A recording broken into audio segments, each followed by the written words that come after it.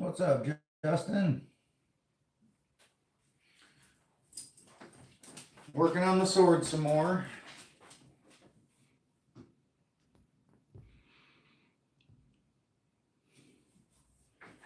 Hey, Jimmy.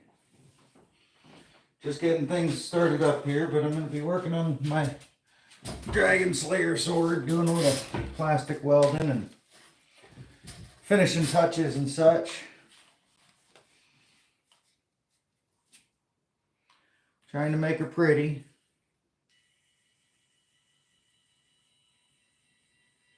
You know, the important stuff.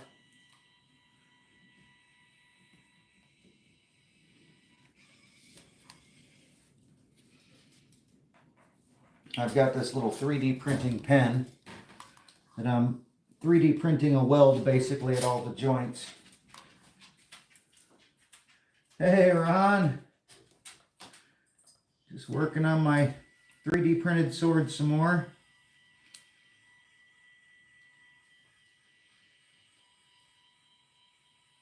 Just telling the guys that I've got this little 3D printing pen that I am using to weld the joints of the sword.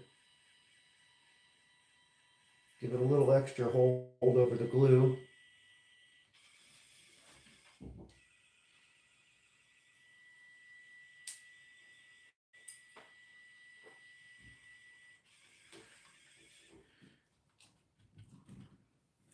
You know, all the little fine stuff that you got to do to make things look nice. And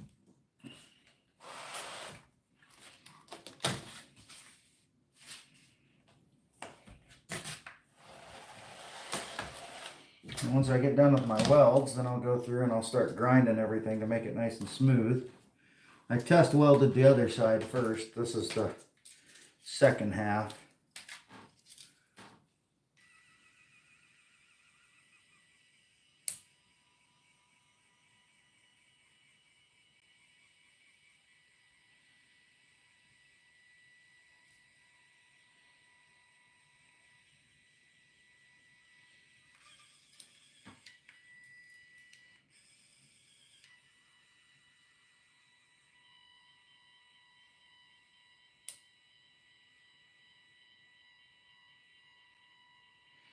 So what I'm doing is, this is melting plastic filament and extruding it out, and I'm injecting it into the joints, and it kind of melts both sides of the joint at the same time it goes in, just like normal welding would.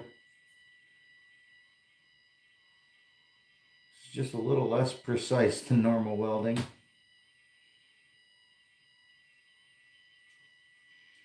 And then when I'm done, just like normal welding, I'll grind it and make it look nice and pretty and stuff.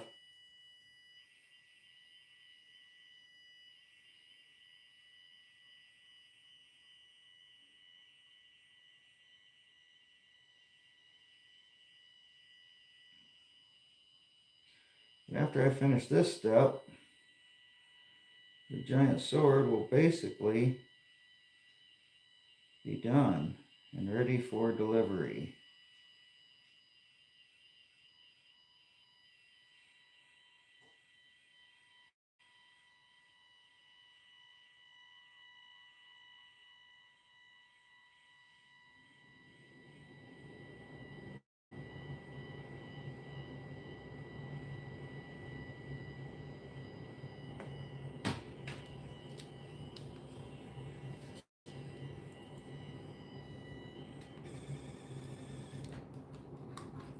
Tiger Claw, what's up, buddy? You back to typing with your toes, or are you getting good enough now that you can type type with your hands, or are you getting good enough you can type faster with your toes? Pretty impressive that you can type with your toes. I don't know that I could.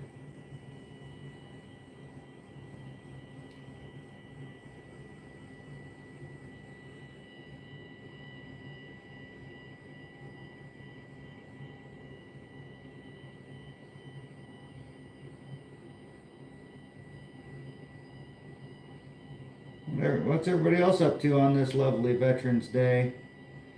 I know I was planning on going coyote hunting today, but the wind forecast was it was supposed to be a little lower than it is, and I've never had much luck coyote hunting in the wind. And when it's 40 degrees and almost 20-mile-an-hour wind, nobody wants to sit out in that anyway.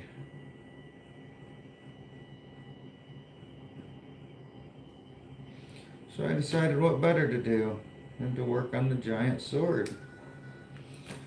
On a filament. I can only load so much at a time. Otherwise it gets all bound up and tangled. So unfortunately I have to reload all the time.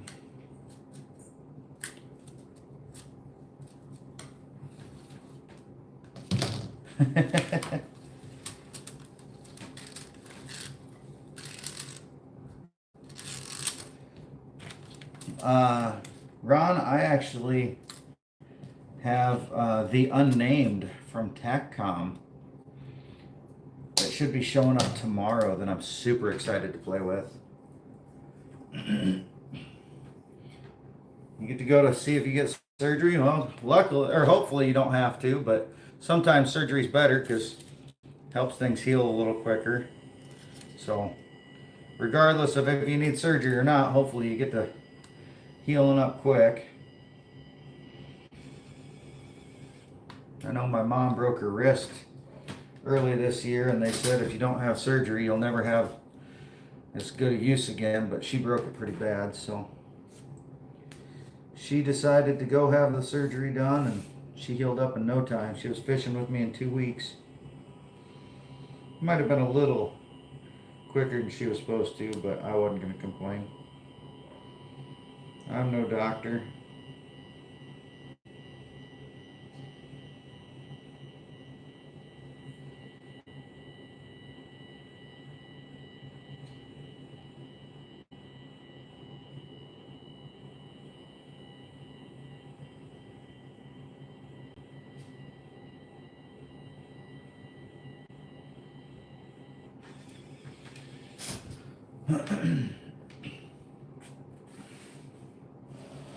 I do have the Benchmade shootout. I got that from Mr. Eddie, actually. Made me a good deal on it. Yeah, the no name, or the name, or Unnamed is what it's called. It's TACCOM Knives has it, and I got it on their Whatnot stream. And yeah, I've heard good things about it from BEDC and a few other people that have reviewed it, and super excited for it to show up.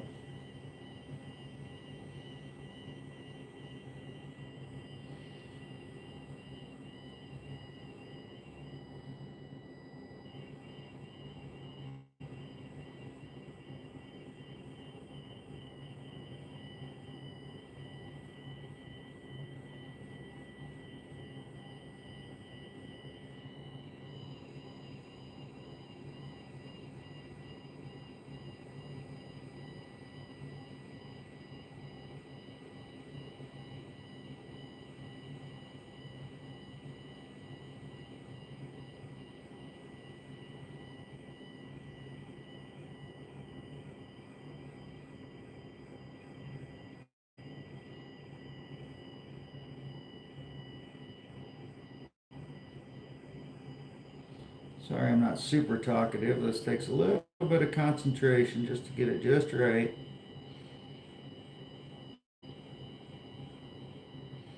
It's like normal welding. You got to make a nice bead out of it. Trying to make it nice and clean for me to grind off later with no problems. And get enough in the gap that it does a good job of sealing it up and strengthening it.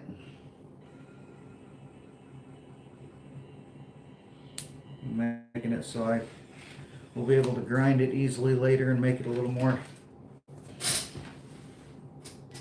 visually appealing.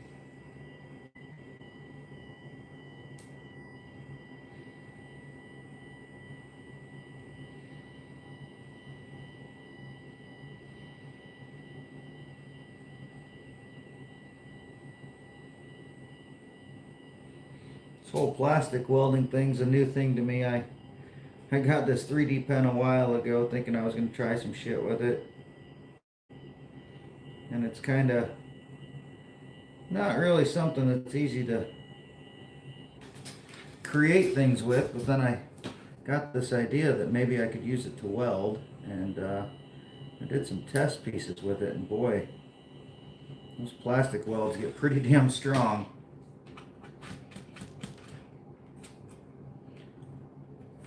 Let's leave those gaps in there. What else has got going on? Going Gear Club, if you get the premium, there's always more money than what you spent in it, but the knives, if I'm going to spend 200 bucks a month, I want knives that are more, move along with my work here, a little more my style, or that I know I'm going to use. I don't want a random $200 knife. Now, to get a random like $70 knife, I'm down with that. I don't have a problem with that at all. But if I'm going to get a $200 knife, I want it to be exactly what I want.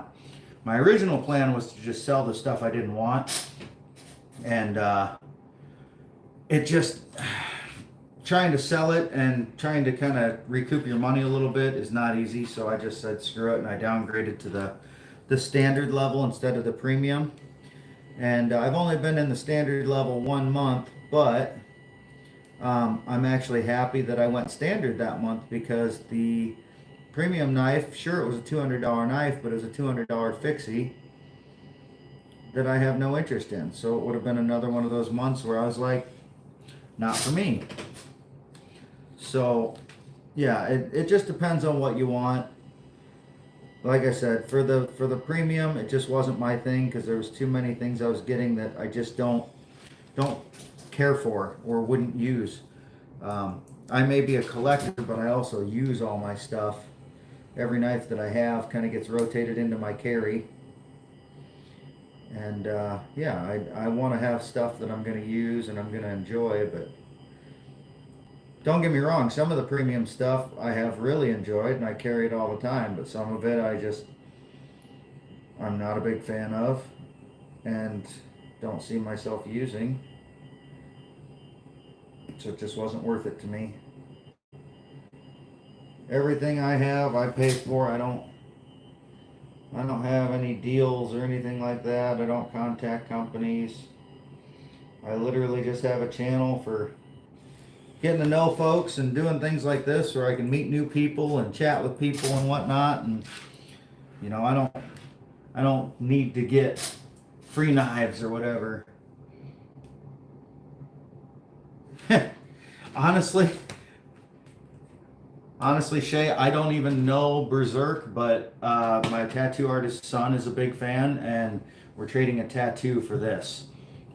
So I'm not going to complain at getting a tattoo in trade for doing a little bit of 3D printing, which I already enjoy doing anyway. Like my big bench. MPG, what's up? See if I can work up a few farts for you. Oh, it's up to you, Ron. If you've got $200 to spend and you like to get cool knives and stuff, you know, sure, it may be worth your time. Look back at previous boxes, people's videos and unboxings and stuff, and just decide if that's the type of stuff you like or want or use. Like I said, for me, if I'm going to get a $200 knife, I want it to be one of my choosing, not a random one. So it just wasn't my thing. Now, you may, you know, may enjoy getting a random $200 knife more than I do.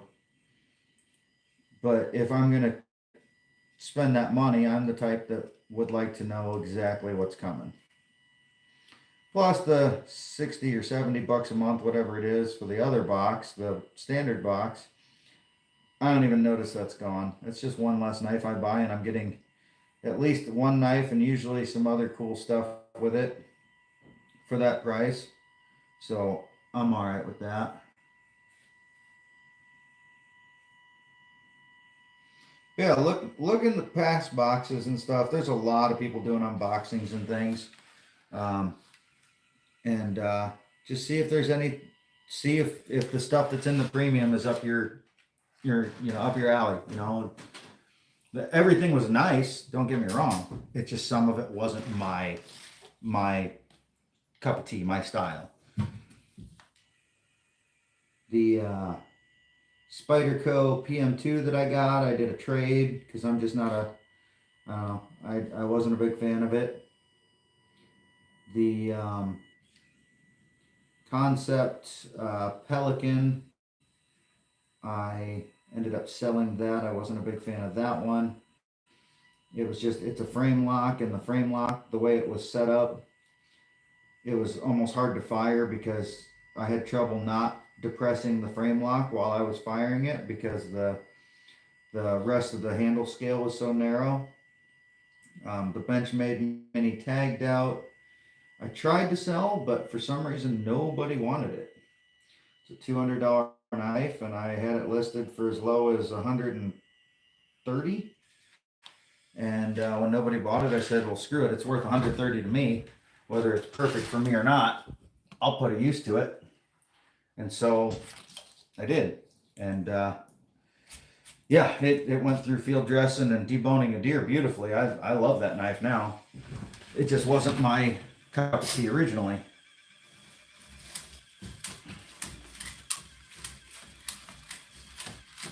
Yeah, I like working out deals with folks. Like I said, if I've got the know-how and the ability to do this type of stuff for somebody, and he's got the know-how and ability to give me a cool tattoo that we were already planning on doing, might as well do a win-win on both sides.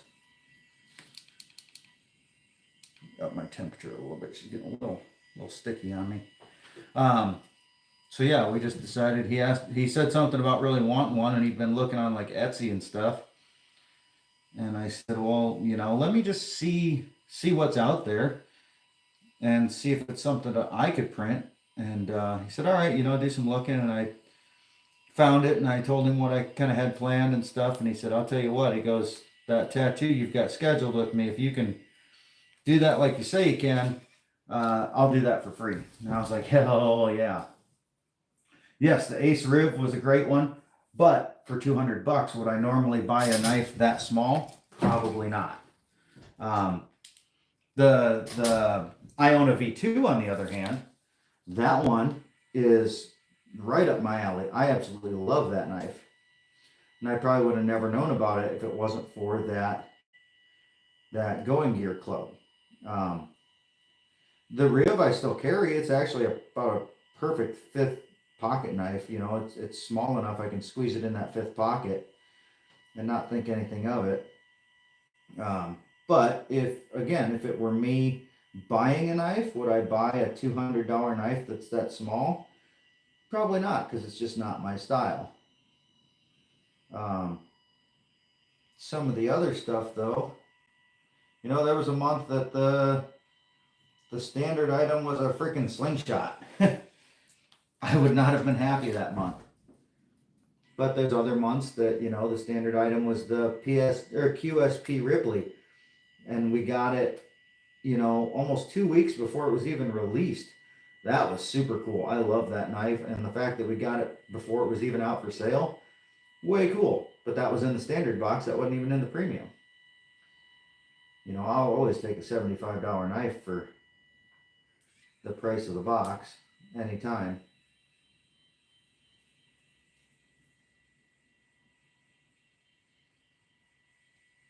Almost done with my welds.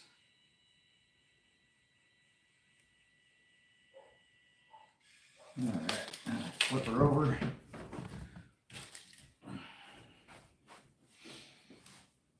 This isn't glue, actually, MPG. This is 3D printing filament.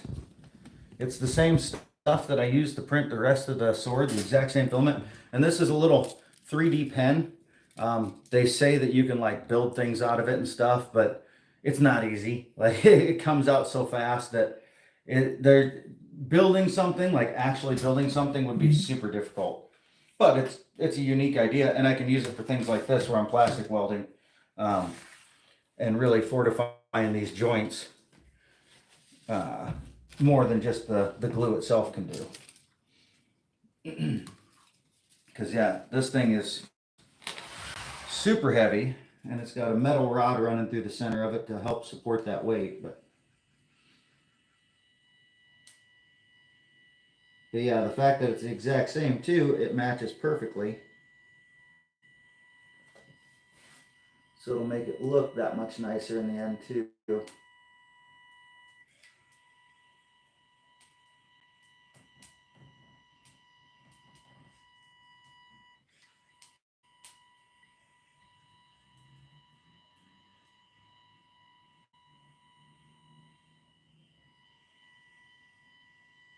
But here, as soon as I'm done with the welding portion, I'll go get my wife's little nail Dremel and start the smoothing portion, really making things look nice.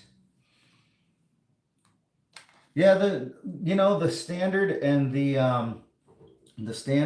the strange fox blade knife of the month. Yeah, yep. I've seen that one around. I was kind of curious about it. But the standard definitely has variety, but so does the premium. But the premium, it's such a big step for one extra knife.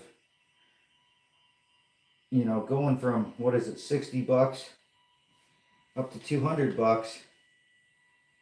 Sure, you're getting a $200 knife for that difference, that $140 or so difference. But if it's not a knife you're going to use, are you really coming out ahead? That's kind of the way I looked at it. Because I don't, sure, I collect, but I also use. All right, let's see. I'm going to try a little something here. We're just going to try to fill this gap. It's a big gap. We're just going to plug it full of freaking plastic filament to make it a little more solid.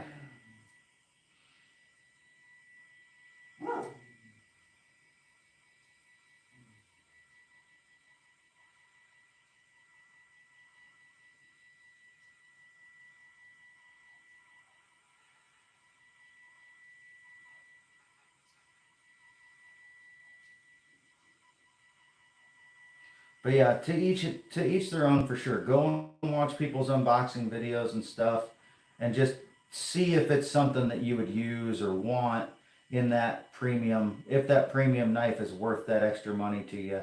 Again, to me, some months it was, but do I want to take that chance every month? No. Like I said, this last month, I'm glad I didn't get the premium because it was a fixed blade that I have zero interest in. And so I might have been a little miffed if I spent all that money and then had to try to sell a fixed blade that I didn't want, and that it might be a tough sell. It very well might be a tough sell. $200 for a fixed blade, it better be a hell of a fixed blade, at least in my mind.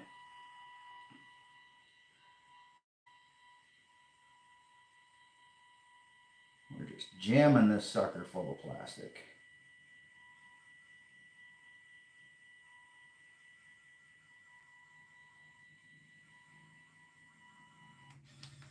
About to run out of filament. Catch it before it runs up this time. While I'm reloading, let's see. Yeah, no, it's definitely not glue. The Going Gear stuff, I can't remember if it's 60 or 70 for the standard box, and it's 200 for the premium box. But the premium, you get basically a $200 knife every month on top of the other stuff. But like I said, if it's not you're basically getting a $200 knife for 100 or 140, depending on how much the other stuff equals up to. But like I said, it's just not, if I'm not going to use it, I don't want it. It's just saves me the hassle of trying to sell shit or being like, oh, I'm out $200 or I'm out $140 because I didn't use that knife. Whereas if I am not the biggest fan of the standard knife, I'm like, okay, I'm out $70. Yeah, I got the other stuff to make up for it. I don't care. But that's a big step for the premium. Yeah, and it's going to be an 8-hour tattoo MPG, so it's going to be a hell of a tattoo. It's going to be a full day. Let's see. Yeah, this is from Berserk. It's called Guts Dragonslayer. Again, I don't know much about it, but I'm doing it for a guy. Look at those guns. Yeah. Should have seen them back when I was a working man. Now I just watch people work. You think the Ace Riv's a grail? It's you know, to some it probably is. Like I said, it's a little small for me to be a grail in my mind. But that's the beautiful thing about the knife world is everybody's got their preferences and there's something for everybody. You know, it's a really small knife, and I like a little bit bigger knife. You know, that one without using the choil, it's definitely a 2 to 3 finger knife for me. Granted, they have an excellent choil in there to make it a 3.5 finger knife, but yeah, my grails are a little bit bigger, a little more usable, I guess you could say, for me. But again, that's the beautiful thing about the knife world. To each their own, and there's something for everybody.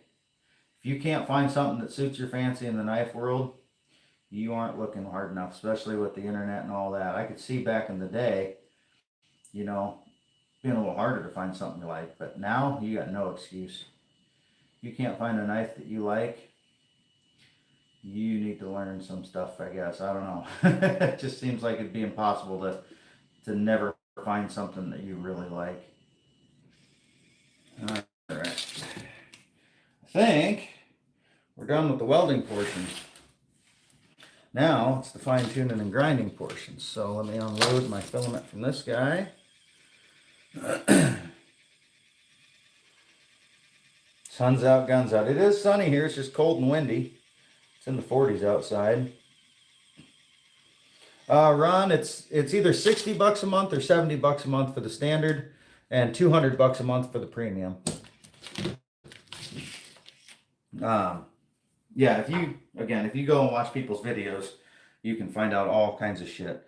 Let me go grab my wife's nail Dremel, and we'll start on the fine tuning.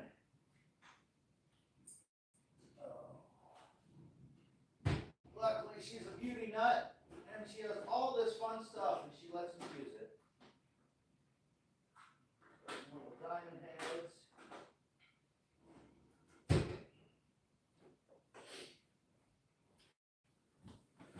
She's got all these fun little beauty toys that translate over to stuff that I like to do too. And I can use them for some of my finer work.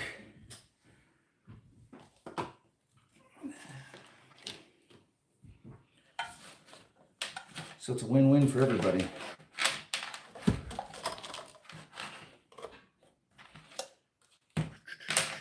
Unfortunately, when she puts stuff away, she doesn't exactly keep it wrapped up nice. She just kind of throws it in a drawer half the time.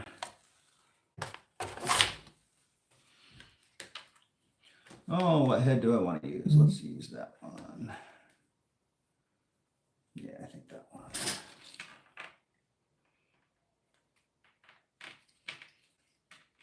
Yeah, I've definitely, if you count printing time, Meredith, I have absolutely put more time into the sword, because printing time, oh shit.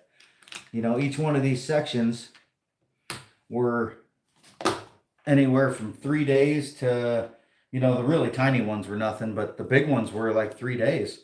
Granted, you know, there's not a whole lot of work in it. Once you get the program put into the machine and stuff, it does all the work.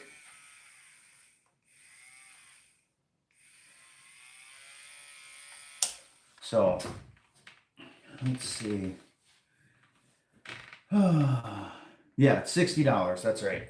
Yep, I thought so. And it's well worth it to me because, like I said, there's most months you get a $70 knife or so. For anybody wondering,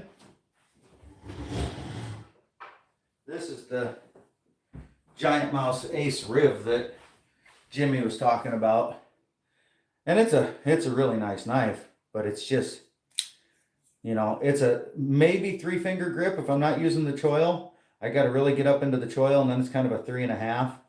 And to me, I prefer a knife that's a little bit bigger, but it's a Magna Cut blade, got that cool gold backspacer on the back, and just nice action, nice knife. Just like I said, for me, it's not a grail. It's just super nice, just not a grail. But again, everybody's got their own definition of grails, and everybody's entitled to their opinion. It's a beautiful thing that we have. Hot as hell here. Yeah, it's not hot as hell here. It's in the 40s outside and 20-mile-an-hour wind today. It is not that warm.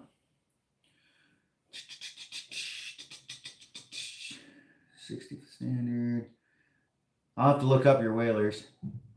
Mrs. Iowa, yes, she's funny. She's something. Yeah, this thing took a lot of time. You know, there's no ifs, ands, or buts about it. I wonder if I can.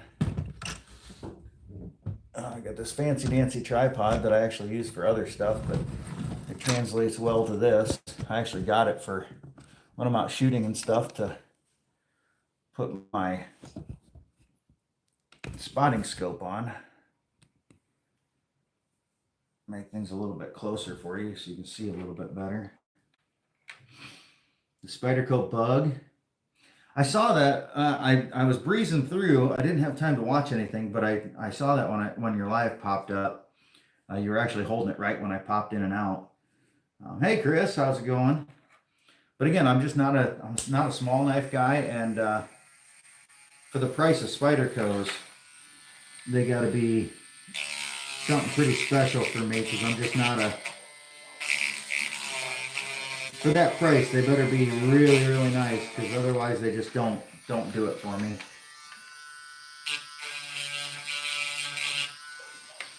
This is going to be the slow, painstaking part of this. Trying to grind all these joints down to be perfect. If you grind too much at a time, the plastic starts melting.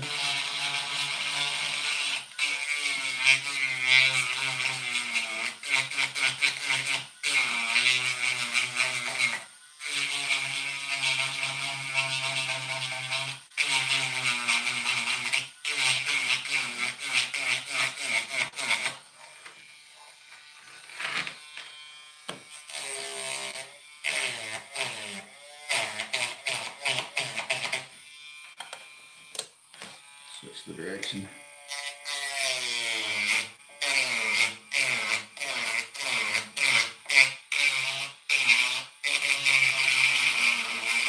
For anybody needing a Dremel, by the way, these little nail Dremels are awesome. You can change direction on it and all kinds of stuff.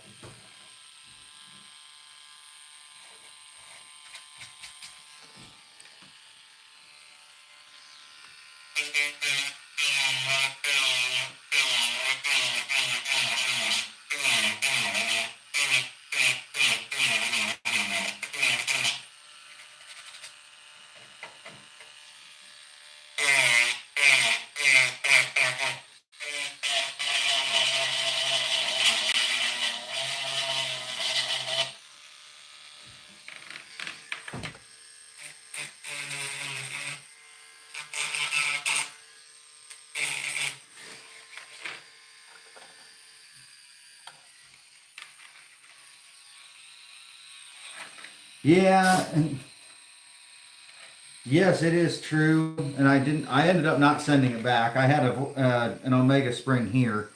But yeah, they basically told me that it was cheaper for me to go out and buy I gotta use a different head here. Cheaper for me to go out and buy an aftermarket Omega spring than it was to send it to them and have them replace it. Because they said it's a minimum of, I can't remember what it was. I think it was $7 to ship it back to them, and I could get an Omega spring for $5. And I was like, well, that's not good warranty stuff. That's pretty shitty. You know, most places when you have a warranty problem, you send it to them or they send you the parts, and there's no questions asked. Hogue, when I got my Deca and I put some new scales on it, one of the screws, the head just popped right off, and I was trying to loosen it, and I was like, what the hell? I was able to take the whole knife apart and pull that screw out, and I contacted Hogue, no questions asked. They sent me a new screw, a whole new pack of screws, like full hardware kit. Had it to me in like 2 days. They express shipped it and everything. Couldn't have been happier. The Vortex people, no. They were just like, nope, we won't help you. I gotta grab my little mini torch.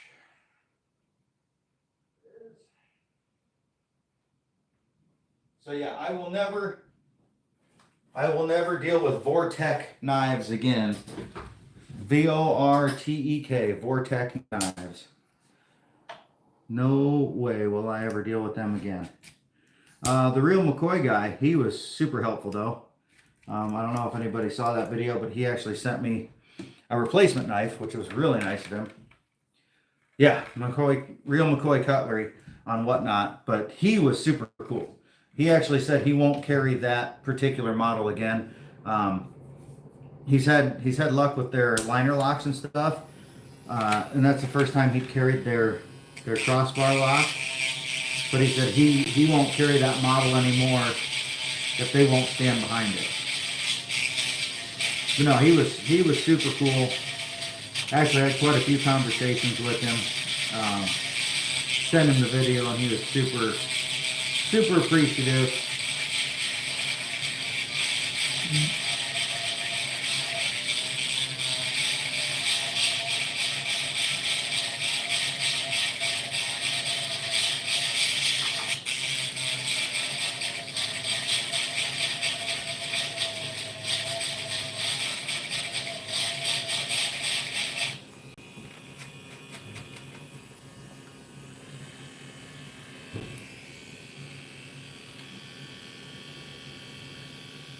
Yeah, right? The Vortex person that I talked to was so not helpful. First off, I asked, I said, hey, the Omega spring is broke. Can I get a new Omega spring? Which would have been nothing, it would have cost like probably 50 some cents to send because it would have been so light they could have just sent it like a letter. And Pat was the name of the person. Pat at Vortex Knives. And Pat says, first question was, what is an Omega spring? And I know there's a difference between office people and the people that actually do stuff with the knives, but don't ask what an Omega spring is. I mean, look it up. If somebody says, hey, a knife I bought of yours has a bad Omega spring, don't ask the person that's asking for the Omega spring what the Omega spring is. Do a little research into your own products. That just seems ridiculous to me. But yeah, I ended the conversation with him by just saying, you know what? Other companies are way more helpful, and I will never be buying your product again. And never received any response back after that. There was no apologies, just, oh, you should go buy an aftermarket part. You should. If you buy this knife that I think the MSRP on that one was like $35 or $45, they're like, if you buy this knife and it's messed up, you should just spend an extra amount of money to make it right. And that's just not right. Kind of bullshit if you ask me. Sorry if Tiger Claw is still in here, but I don't censor myself. I know his dad doesn't like him watching videos with swearing, but then don't watch my videos. It's kind of the way I look at things. All 4 kids being involved and whatnot, but I'm not going to change what I do. I think I'm going to have to go get the beefier heads, because otherwise this is going to take me all day, and then I'll come back and do the fine tuning with these heads. Got some actual like sandpaper heads. Be right back.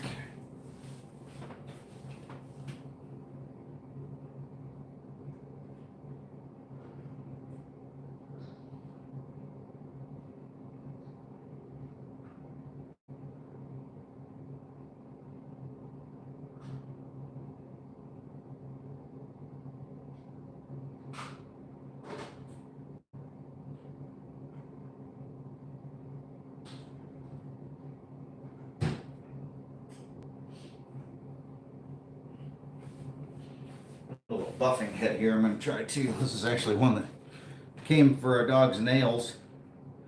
Oh, it won't fit in there, never mind.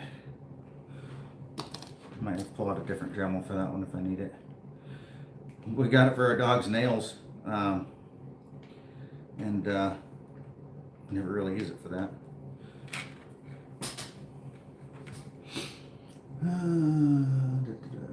Vortec, yes, with a K. Yep. And it was their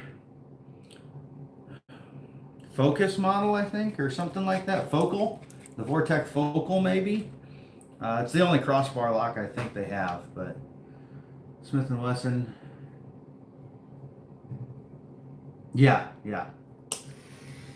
Yep. Like I said, Hogue was amazing. You know, I had zero issues with Hogue when I had a bad screw. They asked zero questions. They just sent me the new part, and that was that. Could not have been happier with their customer service. Oh, that's so much faster. And actually leaves a nicer finish.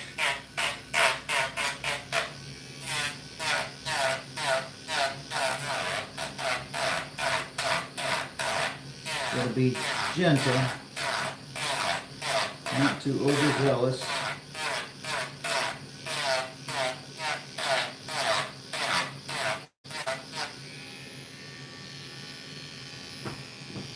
I've never had a Smith & Wesson actually.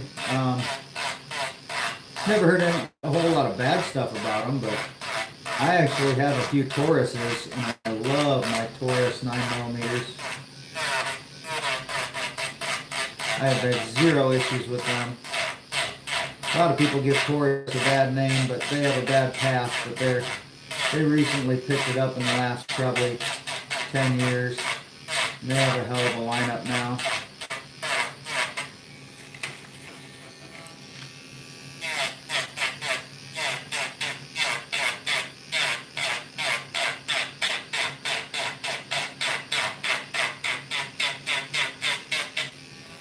I don't know how much y'all can see, but the filament actually all lays in layers. It's got these nice horizontal lines, so if I grind right in line with those lines, actually, they kind of blend in really nice. My grind marks blend in nice.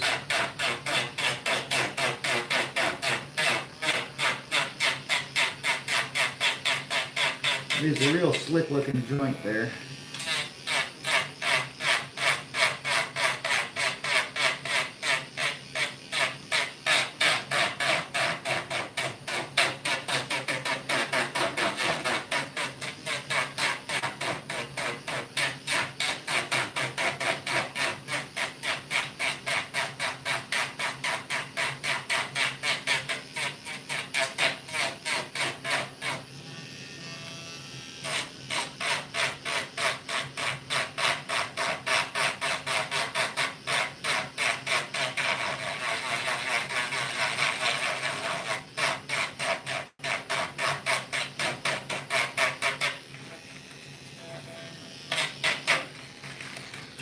Test and see if I can.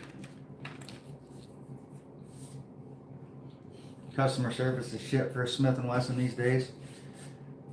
Oh, that was itching. And I got a whole bunch of little plastic chips on my fingers. It's like putting sandpaper on my nose. Yeah, if he is, he is. If he isn't, he isn't.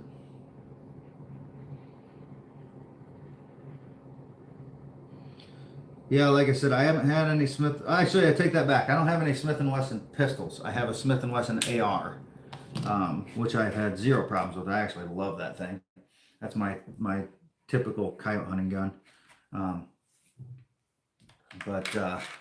Yeah, zero problems with them whatsoever.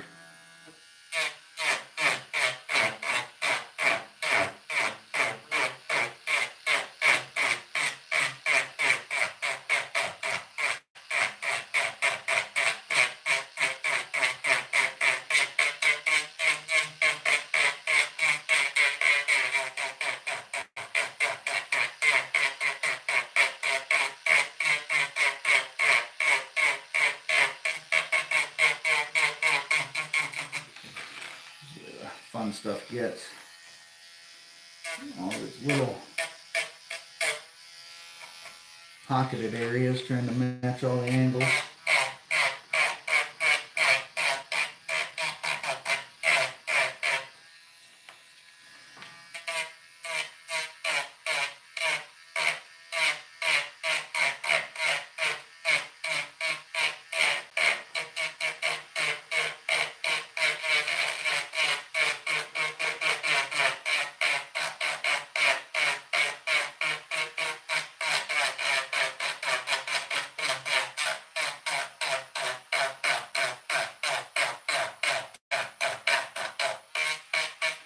It's a long day. I got a lot of these joints to grind.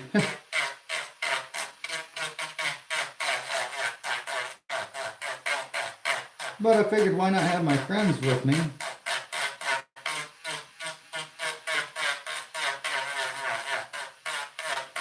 Chatting with me while I work.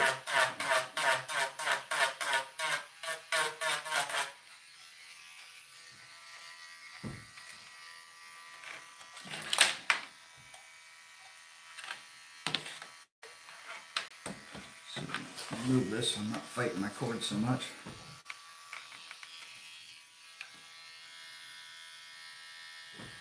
Yeah.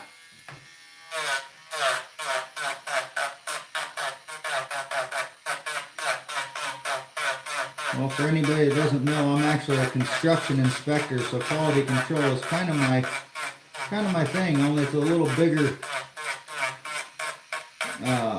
bigger stuff.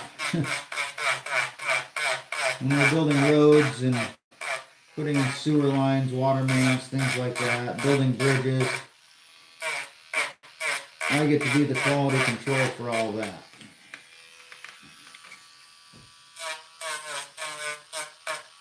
So yeah, I'm big on quality control stuff. I'm also big on customer service because I have to interact with citizens all the time. People that have concerns and whatnot, and that customer service is all the difference.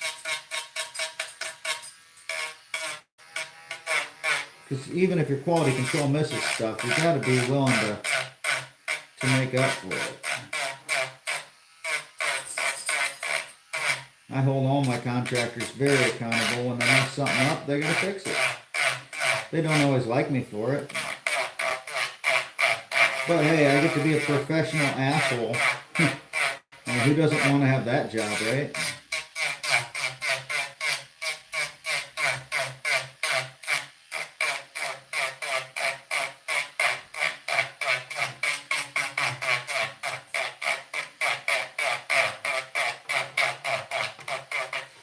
Luckily, I was kind of born for it. It just comes natural.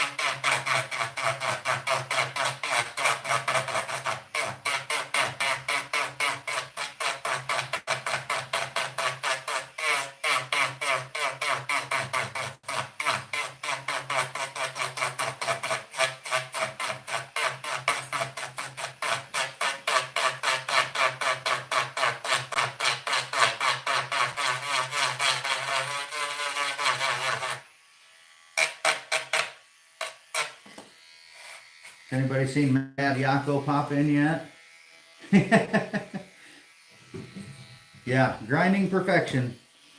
I don't know if anybody saw, but Yako made He made 9 different shorts off of my last live where I was working on the sword. I freaking love that guy. Whenever he does shorts off my lives, he just cracks me up. So if anybody hasn't seen it, go check out his shorts he does off of my lives that he makes off my lives. Freaking kills me.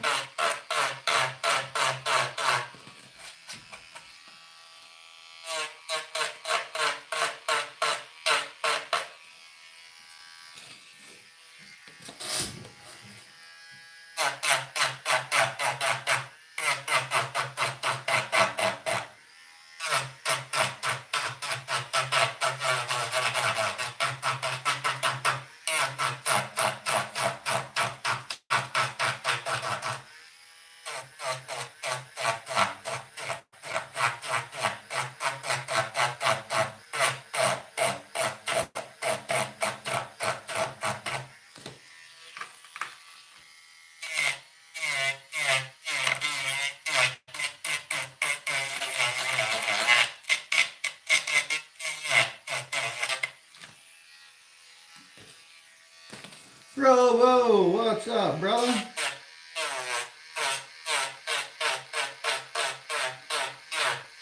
Still working on the sword that's bigger than you are.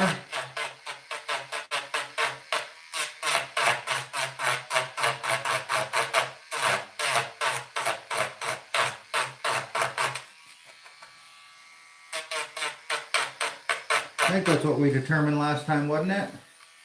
You were just slightly shorter than the sword.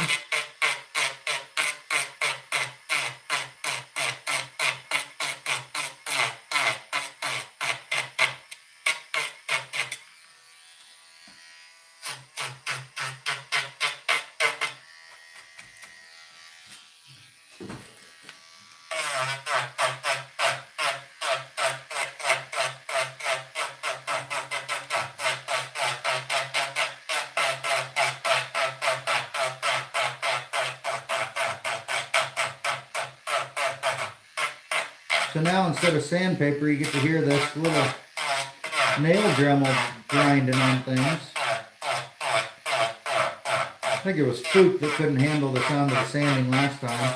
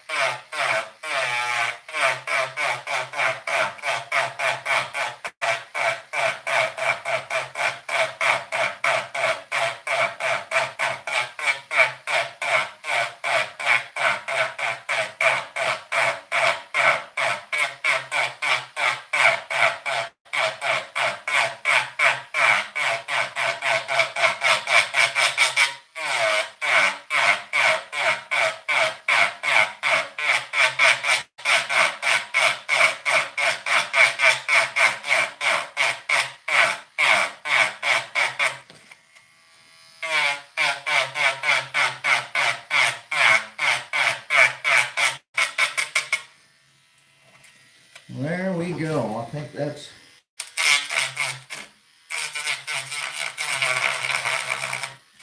about as good as she's gonna get on that joint.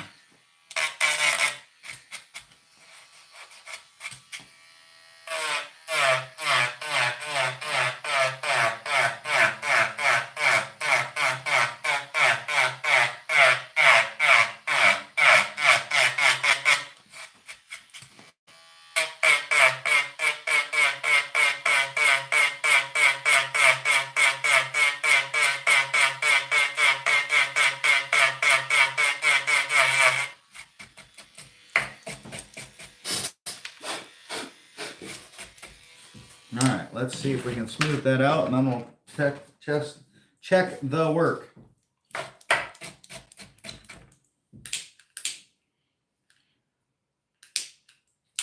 It helps if I open the cap.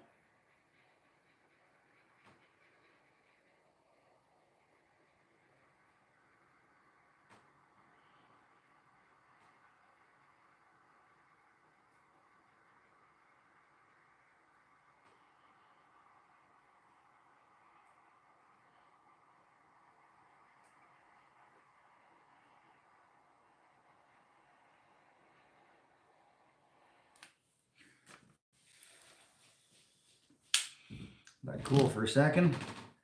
So there we go. I don't know how well you guys can see it, but I made the joint go from like this to like this. Let's see here. Oh.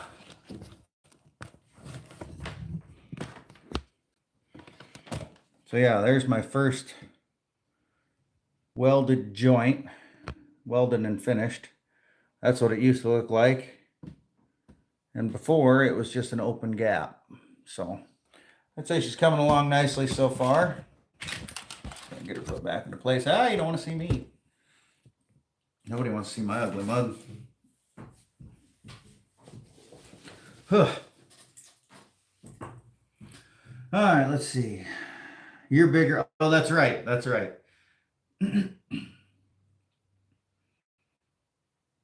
Joe sounds like a duck trying to imitate a turkey. Yeah, I'm just removing the plastic from the joints that I welded. Just trying to make it look nice. Hopefully to be delivered this week. Because then next week is when I get my tattoo. So let's rotate over where I'm working now.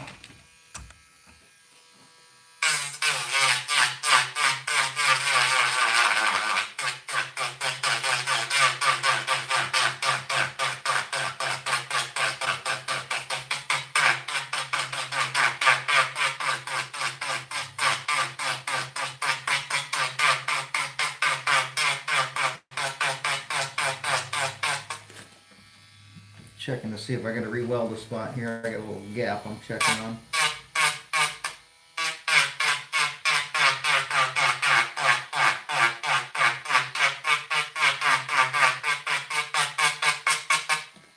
Just a tiny little spot. I might be able to just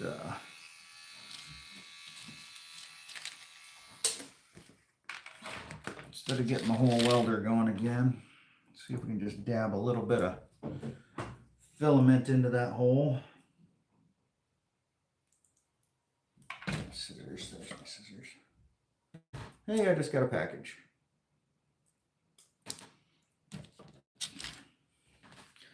I heard a noise and I was right.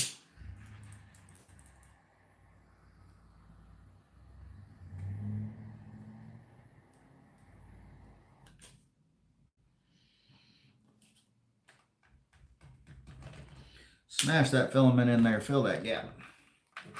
Well, that's cool. Let me get my package. I think I know what it is.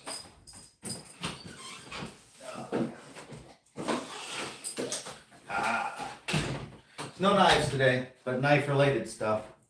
Here, we'll do a little live unboxing. Why not? Oh, let me pick a knife. There's about 70 of them in here to choose from. Actually, I think I'm closer to 80 now. And since he's in, we'll use, in honor of Jimmy Crow, we'll use the Jimmy Crow Special. So,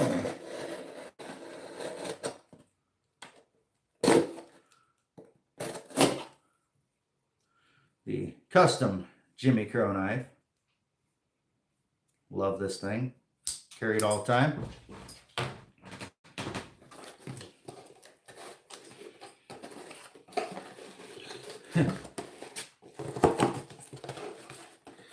Big old box for that. Like all that open space, that could have been put in an envelope. It's Amazon after all. I mean, they could put it anywhere.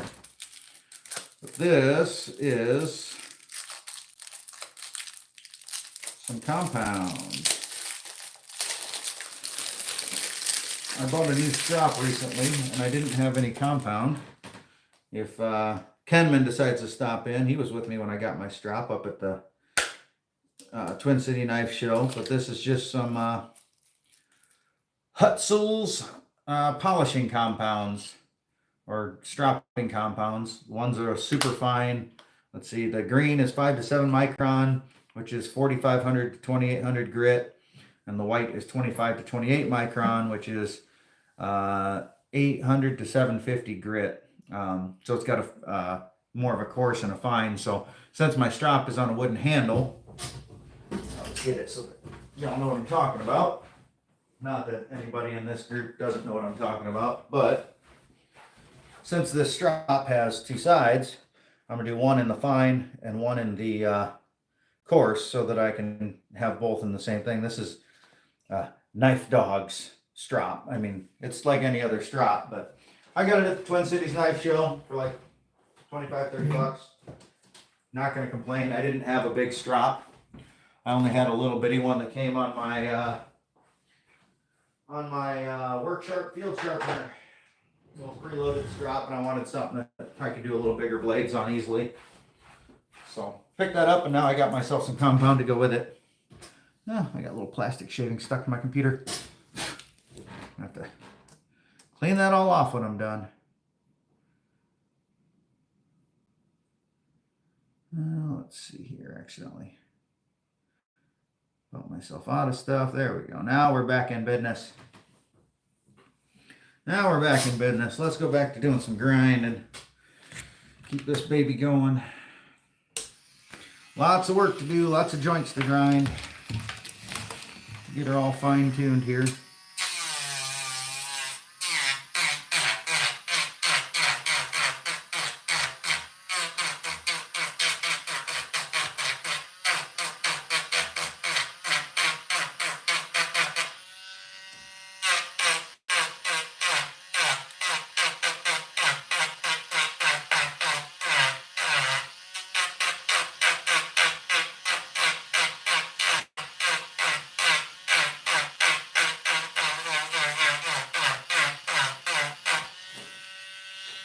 And there's my notification saying my package is delivered.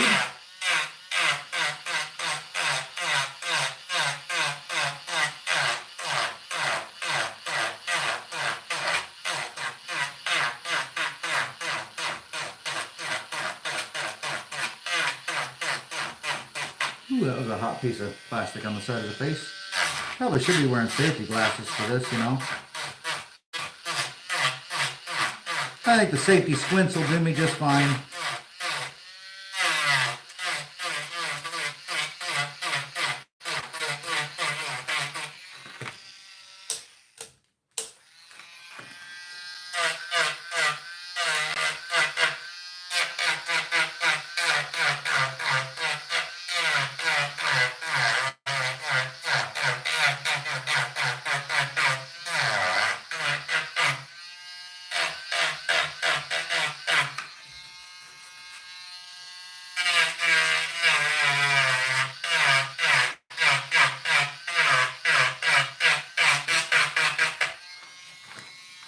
There we go. Oh. Robo, Jimmy, you missed me using your knife a minute ago. I opened up a package with it because I got my Amazon package. Turn your back for 1 second and I showcase your stuff. For those that don't know, Jimmy doesn't like to take credit. He likes to just spread the love. Yet another demonstration.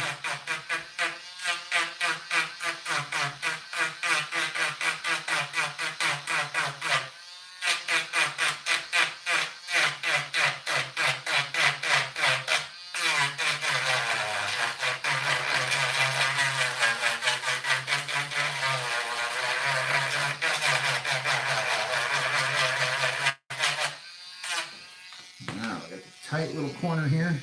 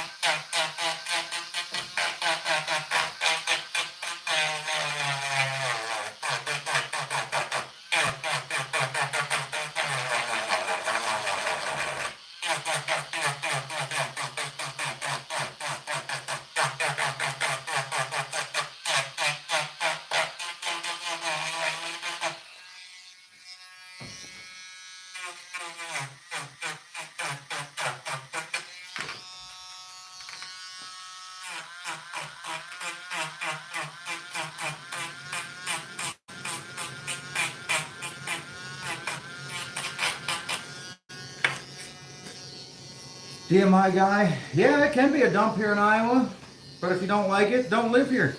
Nobody gives a shit what you think.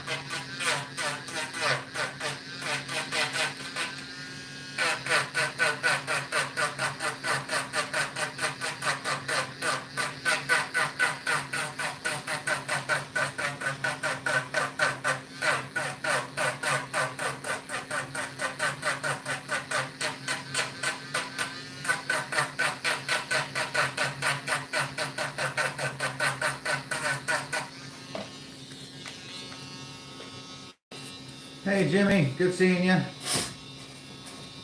Thanks for popping in. Yeah, I don't do this for fun. I do this because I guess I kind of do it for fun, but this is a piece that I'm working on for somebody else.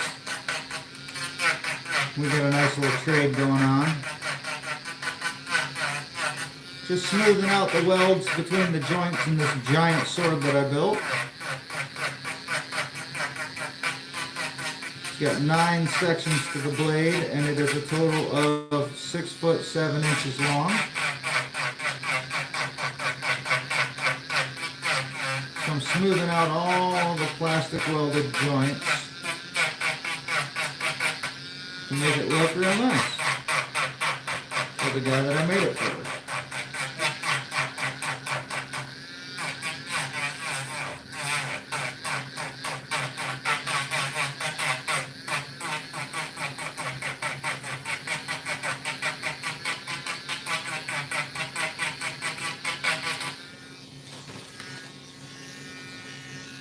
Vile Desire, huh? Mind if I ask where that name came from? What kind of vile desire?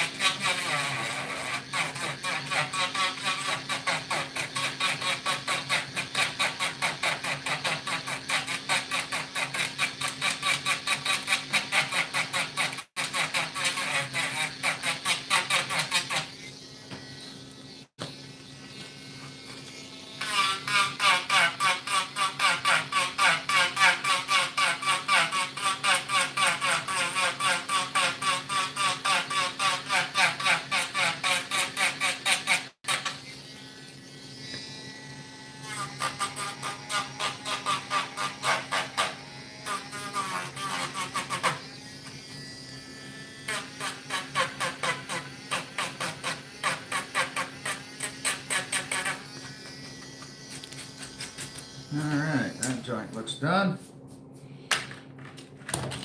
Clean it off nice.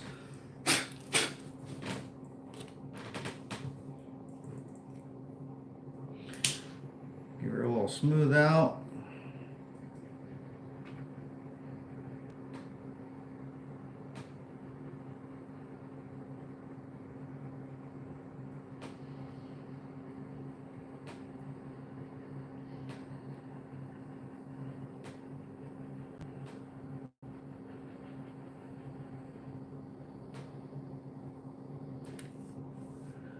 Well.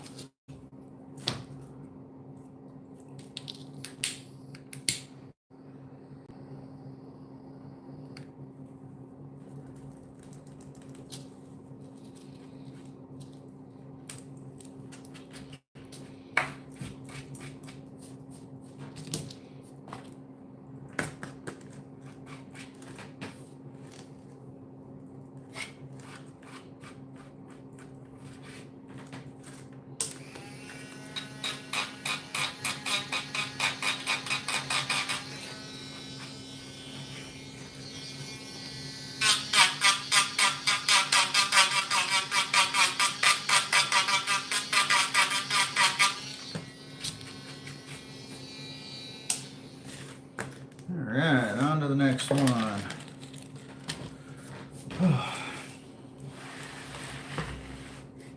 Let's see here. This, Nathan Watt, is a very large display sword. Give me 1 second here. I'm going to attempt a little something.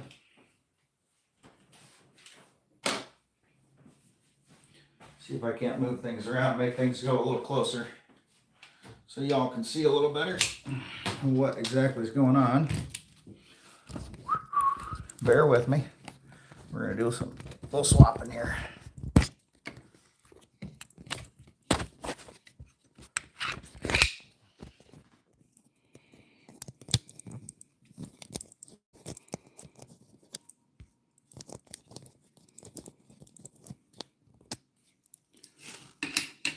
Switch you off the big tripod and see if we can put it on the small tripod.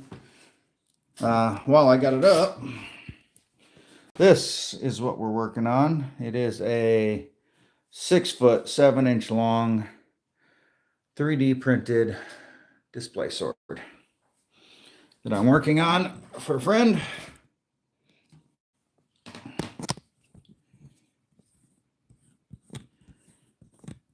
I printed all the parts, and now I am in the process of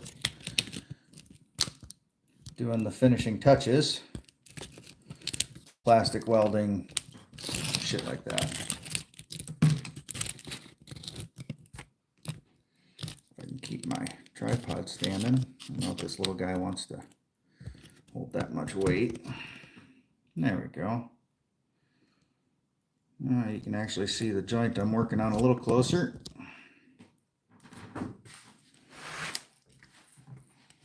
I think. How's that look?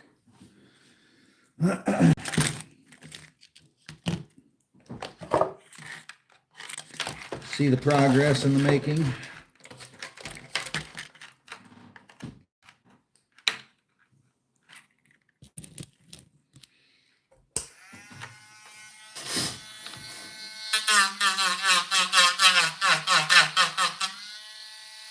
It is gut sword. You got it, Tyler. 6 foot 7 inches of it. This is the Dragonslayer.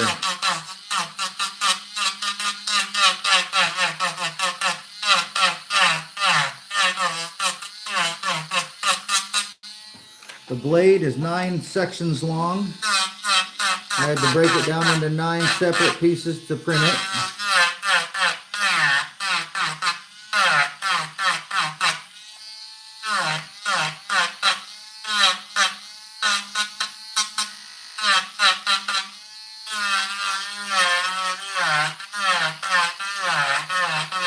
And then I glued it and plastic welded all the sections together. And now I'm just grinding the plastic weld to try to make them look better.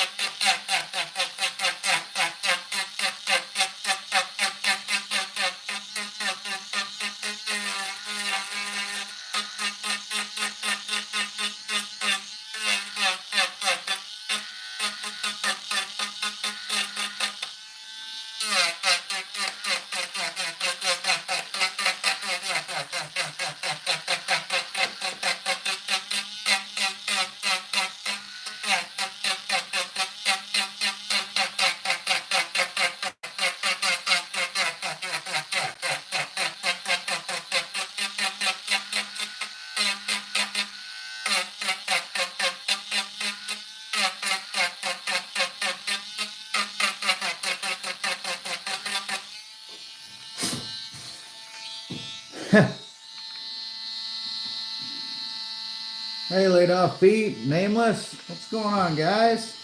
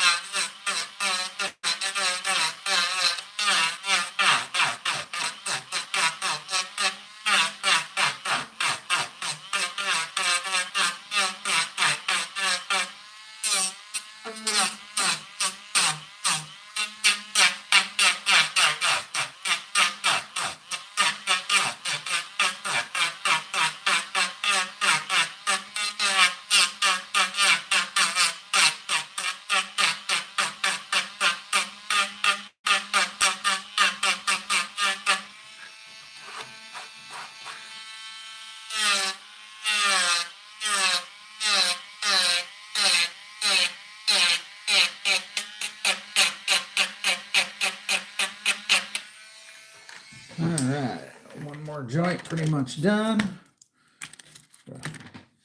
Do a little plastic patch here.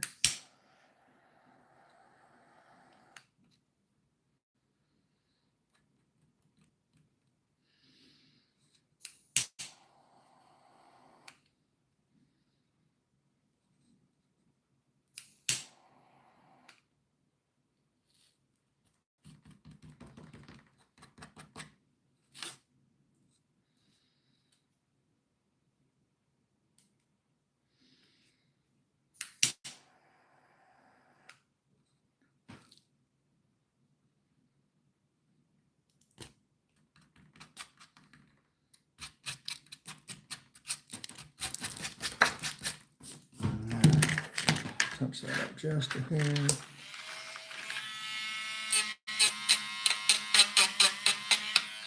we go. Little flame action.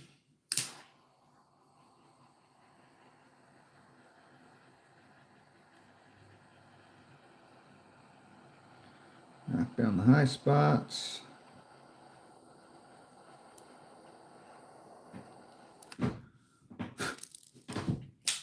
Perfect, another joint done.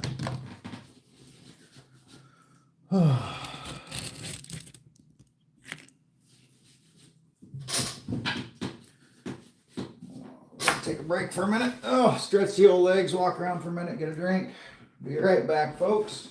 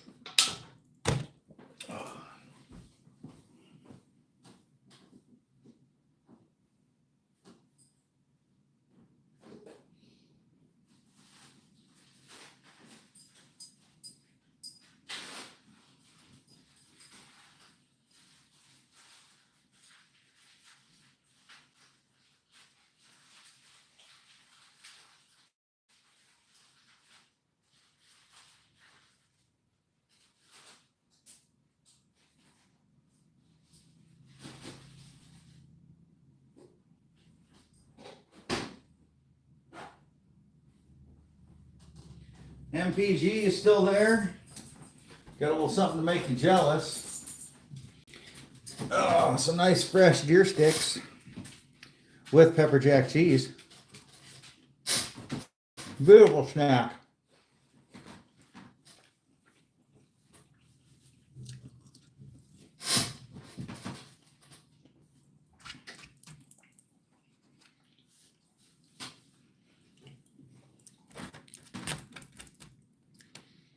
So who else in my knife community's in here?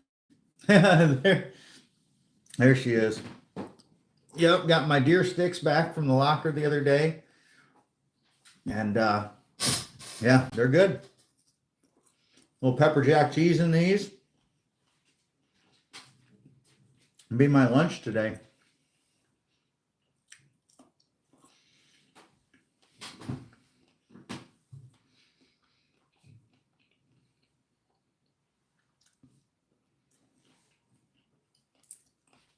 They're very yummy.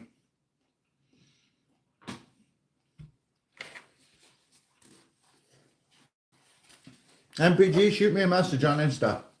Maybe we can work something out. I can send some out your way. Give some to Tony for his birthday. Didn't you say that's in February?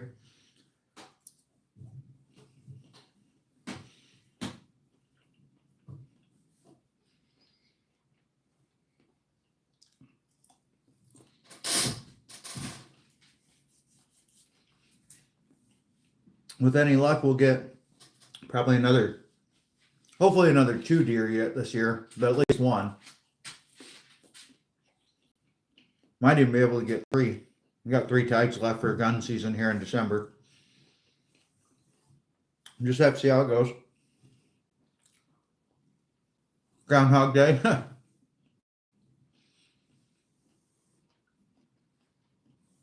Is living with Tony like Groundhog Day? Just the same thing over and over again? Or is him living with you like that?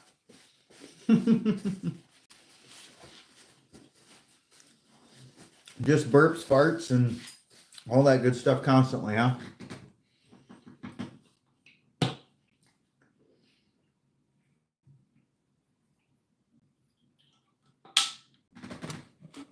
All right, so we're three joints down. So I got 6 to go on this side and 9 to go on the other. I got a lot to do yet. Back to work.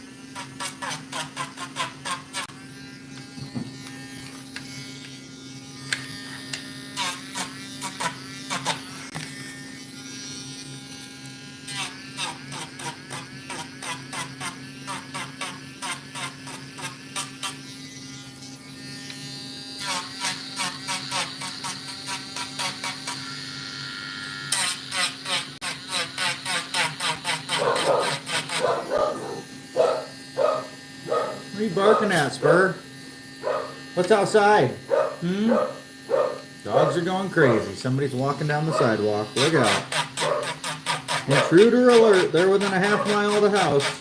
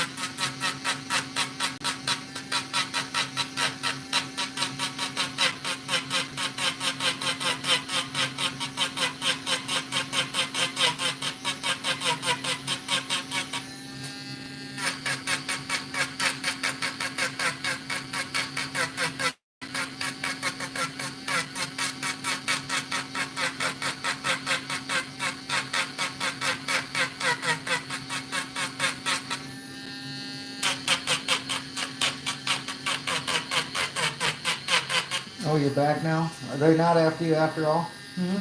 Silly dogs. Nobody's coming to kidnap you?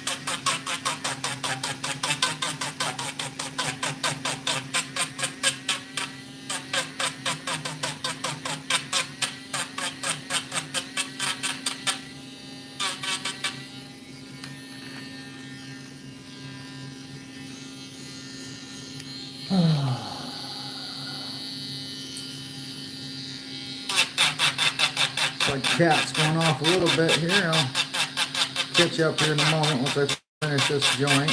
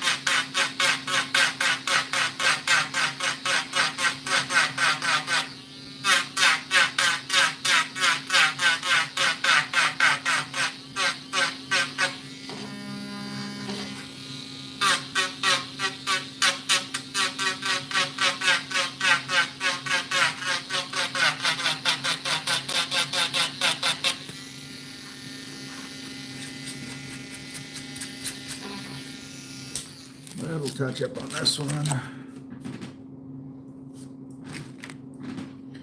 Oh, Logan, yes, this is Guts Dragonslayer. And if you're noticing what it is by the little bit you can see, apparently I did a good job. Let's see. Terry's Orlock.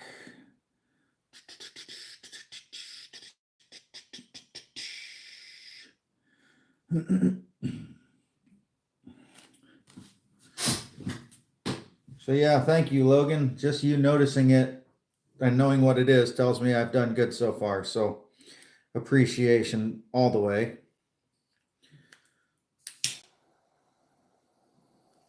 She's coming together piece by piece.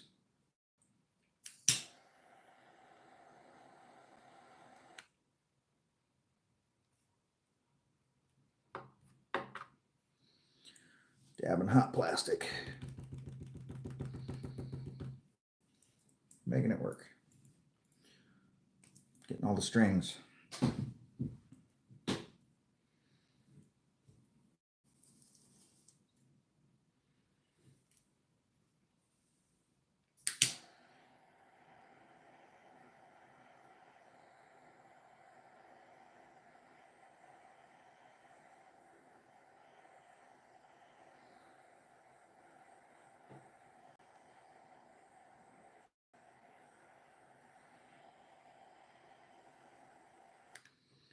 We're going to do this the easy way.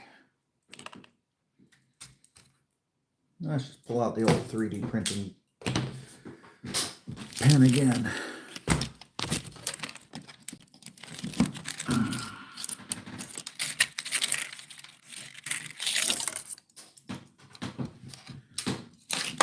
Down.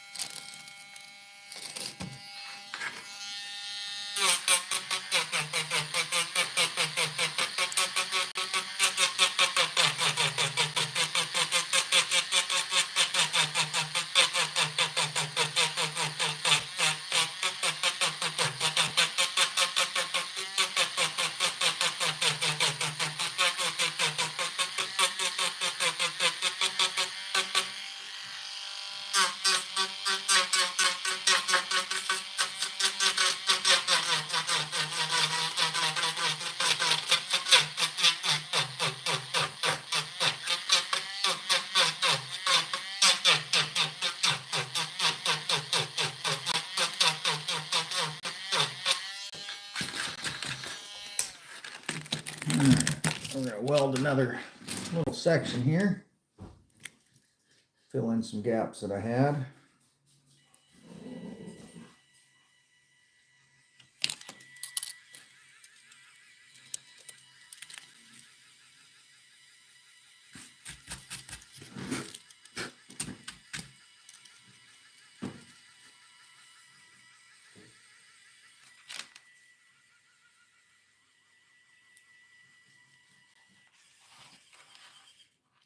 My 3D pen loaded here.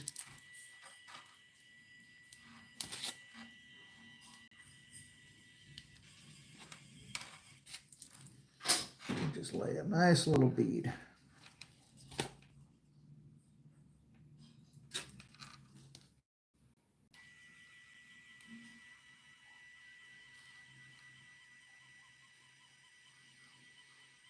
Fill in that low spot. There we go. That should pretty much do her. All a little stringy plastic off me. It's like hair. Sticks to everything.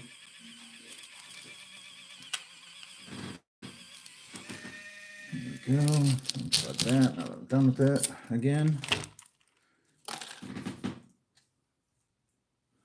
More little hairs.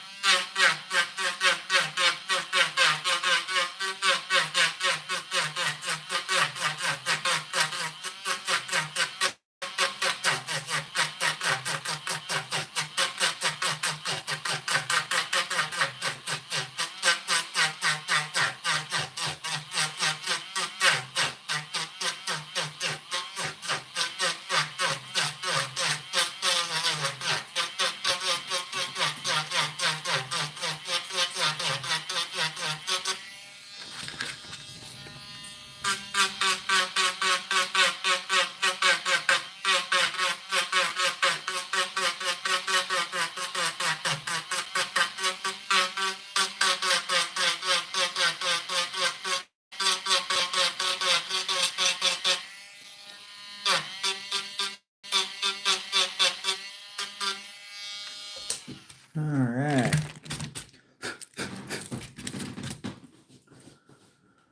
Oh, let's see. A little late for me. Ba-ba-da-ba-da-ba-da.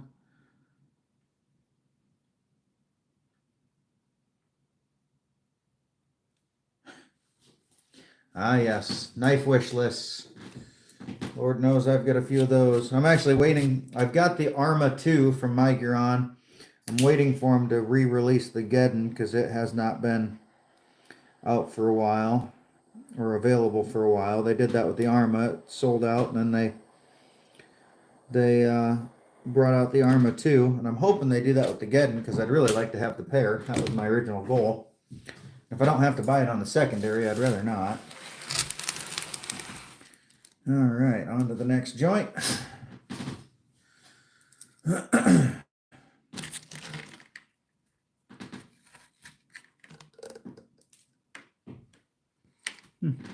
little seam there.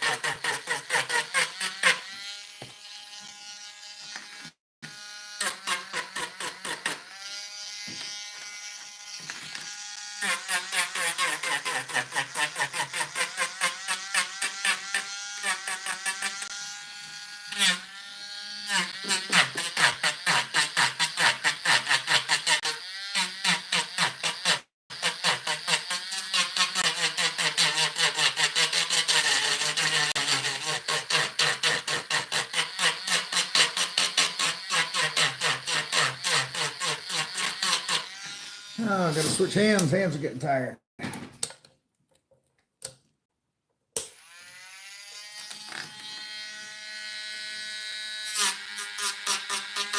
Luckily, I'm somewhat ambidextrous.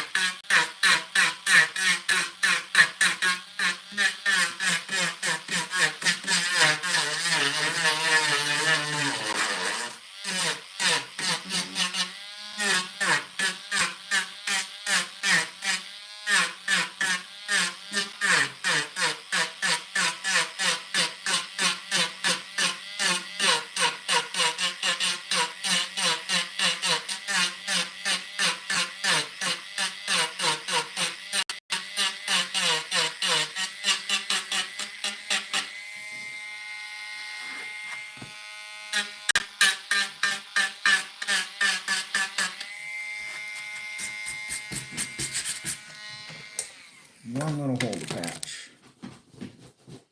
Huh. Downsy dog, I am working on a giant 3D printed sword I've been building for the last month, give or take. And I'm putting the finishing touches on it, slowly but surely. Let's see what I miss out on.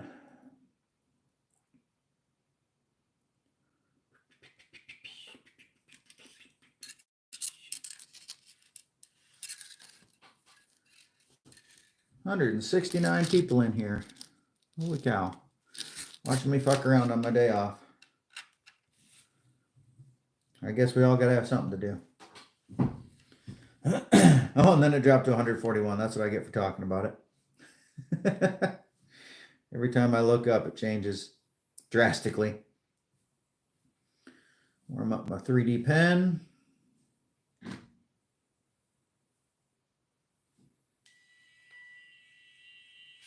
Load me a little filament in there.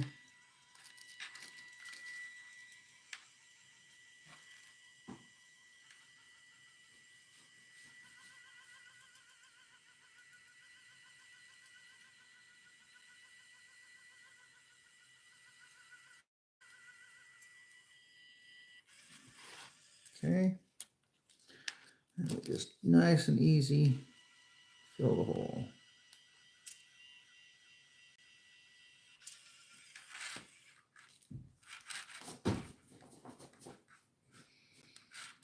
Don't see any other holes at the moment.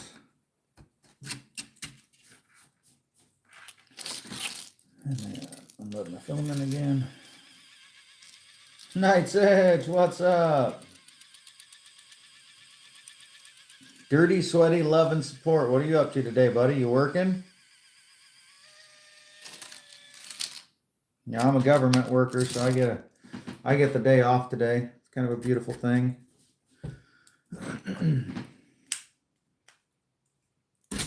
All right.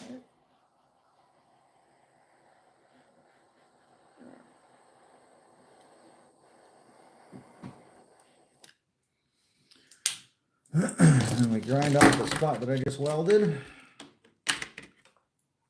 Maybe. Get my cord untangled here.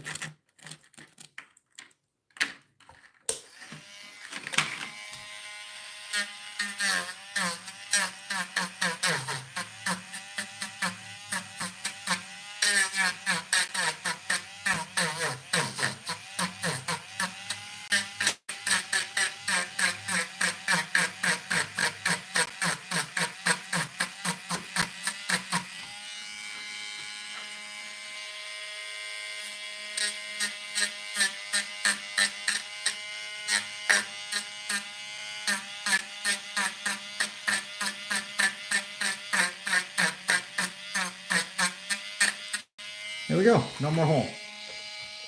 Look at that, beautiful.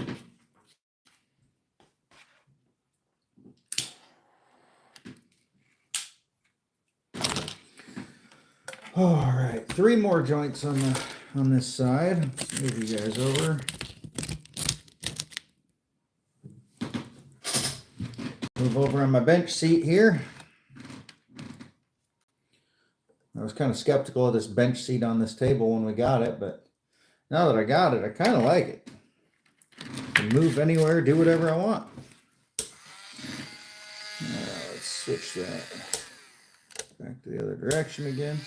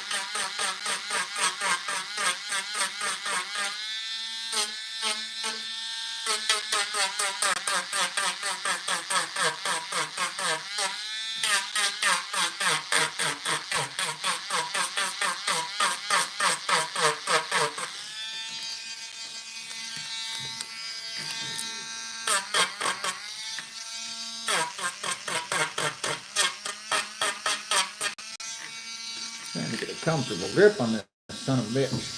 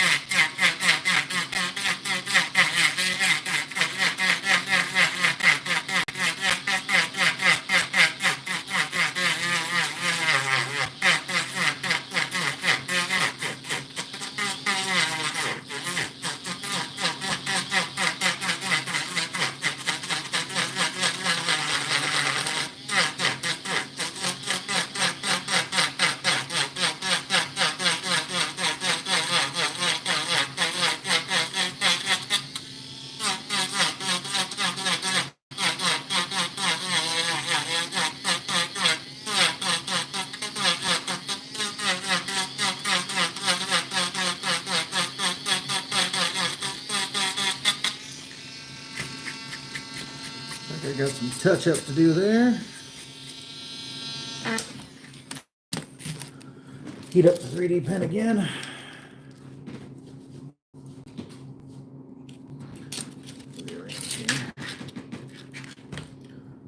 Oh. Just realized I don't have my phone plugged in. Probably better plug that back in.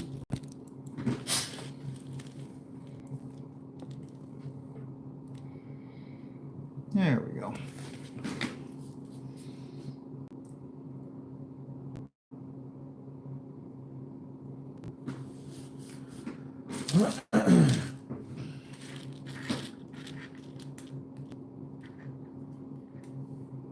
Warm my 3D pen back up to 190 degrees. Load her back up. Yeah, so MPG, I plastic welded all the joints earlier. So now I'm just grinding them down, trying to smooth them out, make them a little bit less noticeable when he goes to, he's going to paint this, I'm sure. But no, this absolutely will not be able to be disassembled later.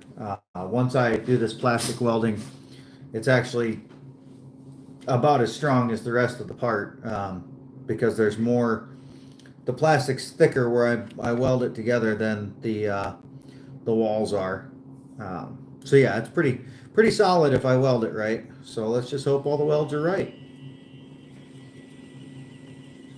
I did some testing because I'd never plastic welded before doing this. I just bought this 3D pen just on a whim, and but yeah, I definitely never attempted to do it before. There we go. And the parts that I welded together, I couldn't even pull apart easily without breaking the part. So that tells me it's a pretty effective method for sealing the holes. It's kind of difficult though. There's not a whole lot of precision to it. It just kind of pukes it out at a pre-prescribed rate, and so you just kind of have to make sure you can move fast enough with it. I'm sure if I got enough practice, it probably wouldn't be so bad, but unload it again. I gotta unload it every time I turn it back off, otherwise it can get clogged up. But yeah, it heats up the plastic to 190 degrees, which is hot enough to melt the filament. This 3D filament, just plastic stuff. Here, I'll grab, while that's cooling, grab my test pieces. I'll show you what I mean.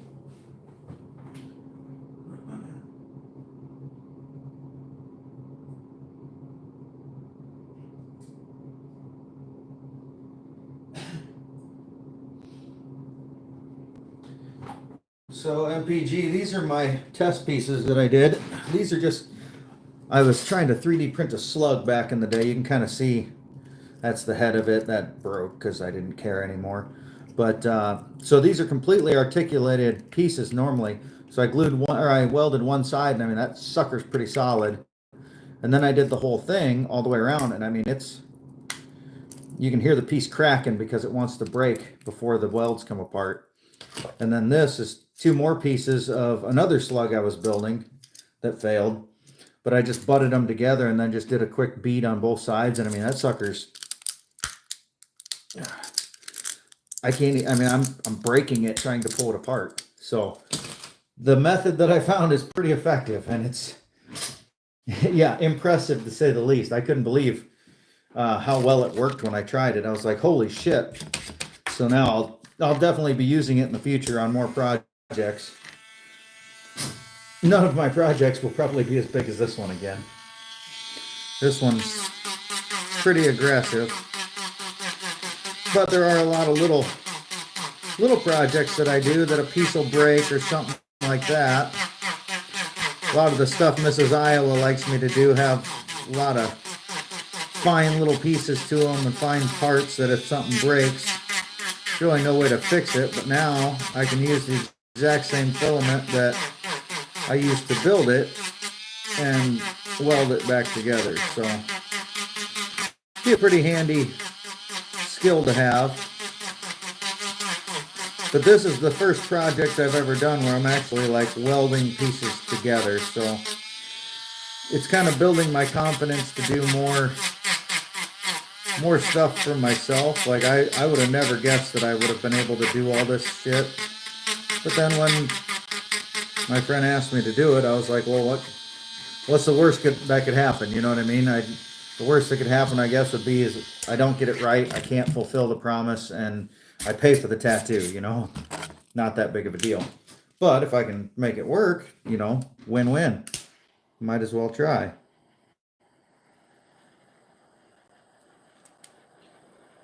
Smooth out some of the roughness again. There we go. 2 joints left on this piece, or on this side of this piece. Oh, it's getting pretty heavy there. I'm gonna have to just scoot down. Don't know that I can slide it anymore. Lighting's probably getting worse, but you know, y'all deal with it. Y'all can deal with it. Grab a drink quick.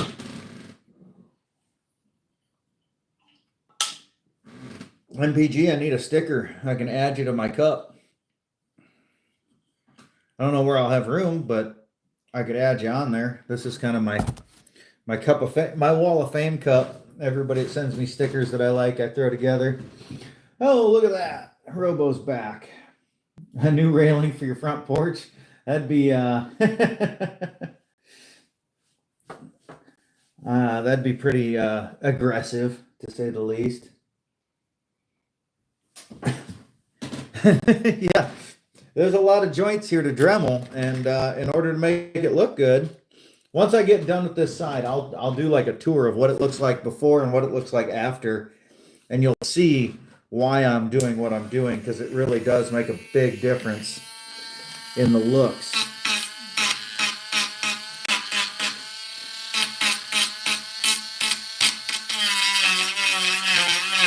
And the strength, for that matter, to weld it.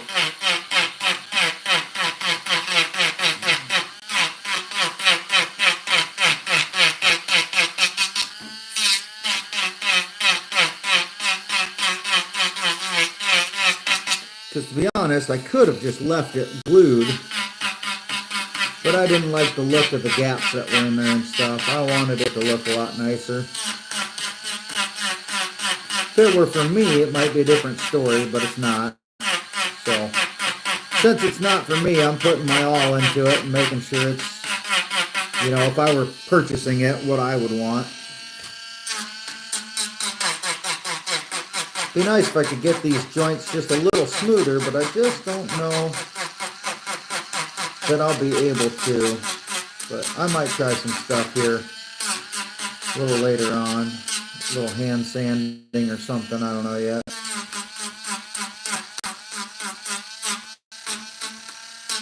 You tell Tony just to keep playing with his little flippy-floppy knives. Leave my Dremel alone.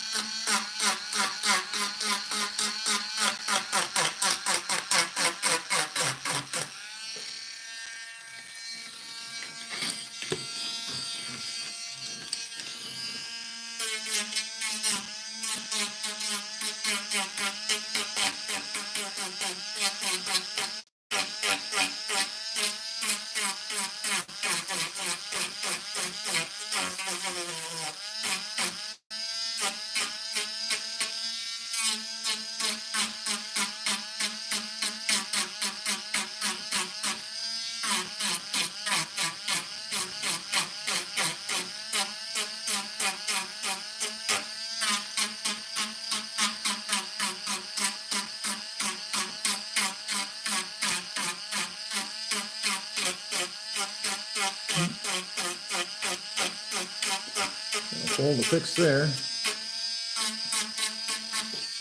A gap in the joint.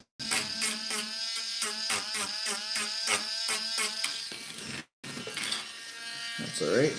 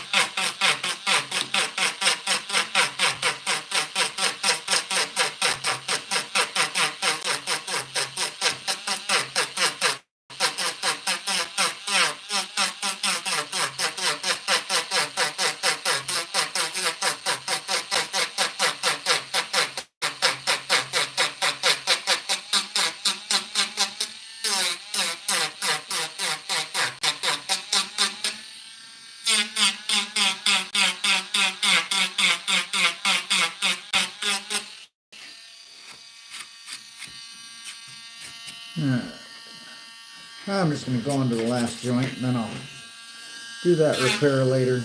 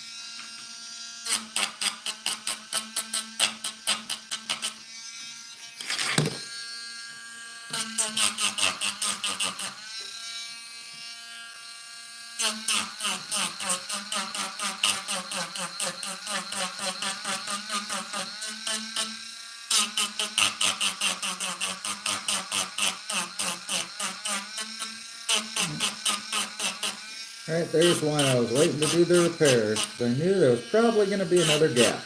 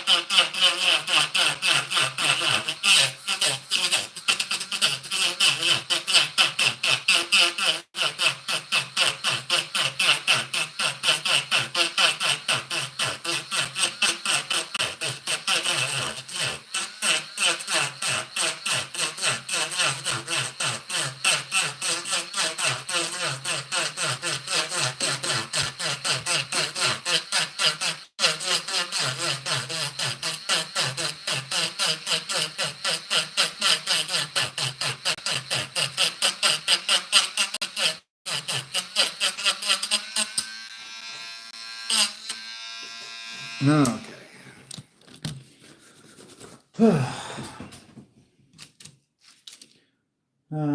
Flippy floppy knife. Yeah, they're flippy floppy knives. That's for sure. I don't care which sticker MPG. I'll take either one. I'll find a place to put it. If you've got a small one, I can pop it on there real easy. If it's one of your bigger ones, I'll have to figure out what I'm going to do, whether I take the little rubber piece off and start extending up or not. Big sweaty woman. Blade Show West, gotcha. Oh, let's see. That's nowhere near as fun. Yes, flippy floppy knives, correct. Duck calls put you to sleep. Oh boy. 12:30. Oh, what am I gonna do with you guys? Cosmos is out of alignment then. Yeah, Meredith needs to be. It's odd talking to Meredith without her belching and making all sorts of noises and Tony farting in the background. Unfortunately, I haven't had to work up a good fart. Otherwise, I'd be sharing in the experience. But you know, we can't all be as talented as MPG. She's got that magic touch, apparently. I don't know how she does it, but she's always gassy in some way, shape, or form. And if she's not, Tony is. All right, got her down there. Try something a little different. I'm going to heat it up a little first. Make a nice big mess around the kitchen or around the dining room. Mrs. Iowa can complain at me later about it, because that's what I do. Who am I kidding? I'll have it cleaned up by the time she gets home from work. Unfortunately, she had to work this Veterans Day.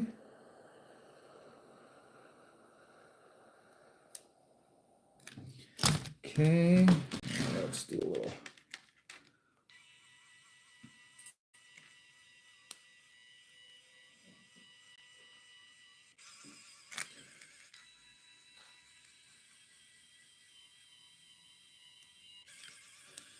Inject a little plastic into those holes.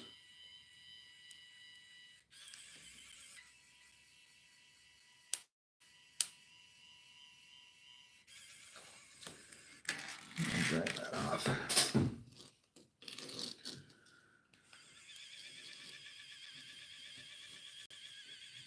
Giggles and burps, right?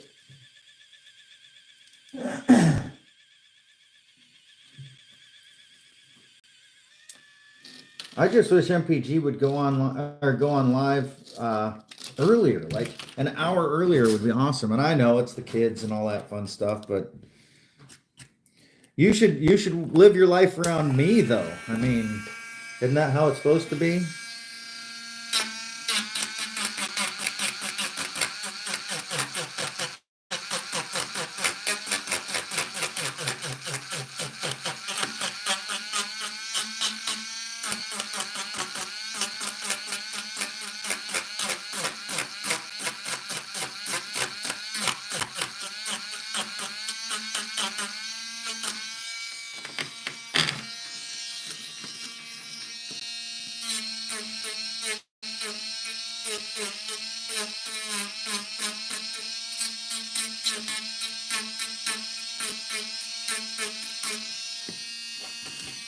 Okay.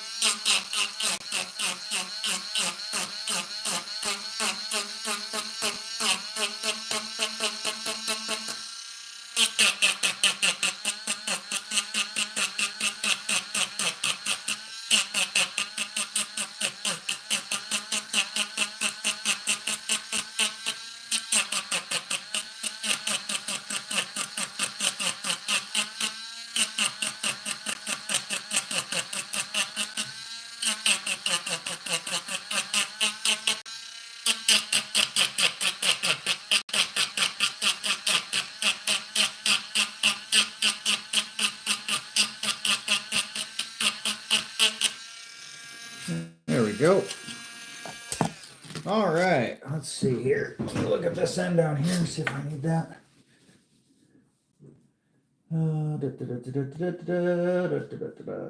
You can, yeah, a lot of people can burp on demand. Come on. You gotta have better skills than that, Meredith. All right, let's see. I'll leave that for now. All right, let's see. Let's give a tour here of this big sucker. So, let me unplug you. Now that I've got it ground down, this is what the joints all kind of look like. I'm going to leave these just because these need extra strength. There's a lot of weight going to be held on that handle. Same thing with these on the pommel, or the guard, I should say. But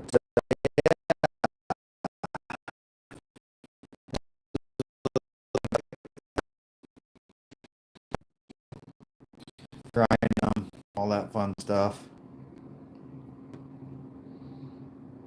I'd say they come out pretty good. They were just open gaps before.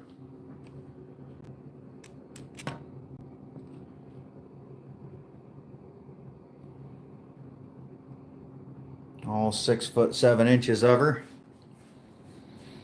Gotta get way back to get it all in. There we go.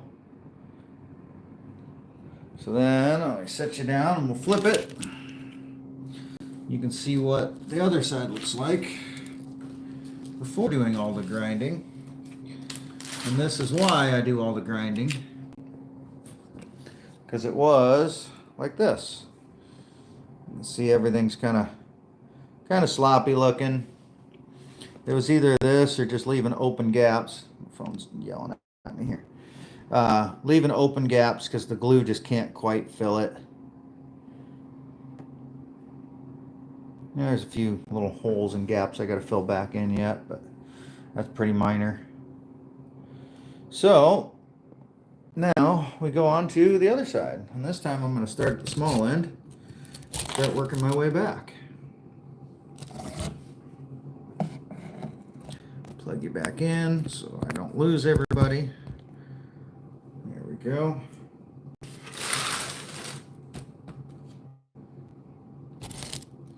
I'm going to run and take a quick potty break because I've been drinking coffee all morning.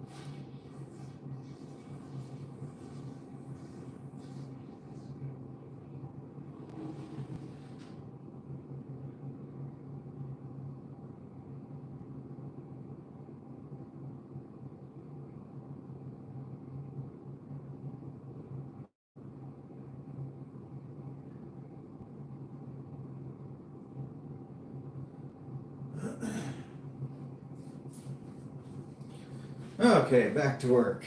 MPG. Nope, just the number one. Just the number one. Oh, otherwise I would have brought you in with me for the acoustics. They're a lot more fun than the number one acoustics. Let's see. I am not going to paint it. The guy that I'm making it for is an artist as well as a tattoo artist, so he is much better at painting than I am. So I'm going to let him do that part.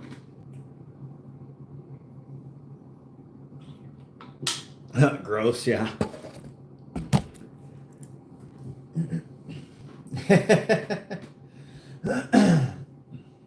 Lurking and working, addicted to blades. How's it going, buddy?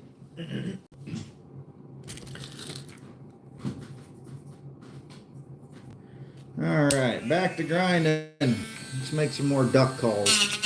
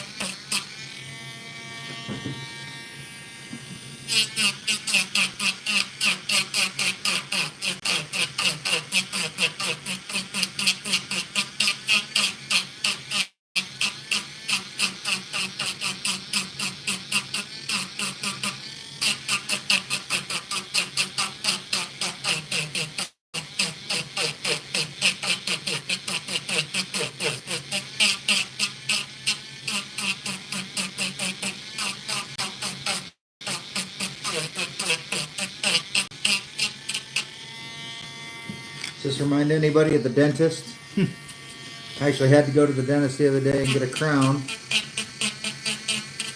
That's what this reminds me of, is I'm grinding my tooth down.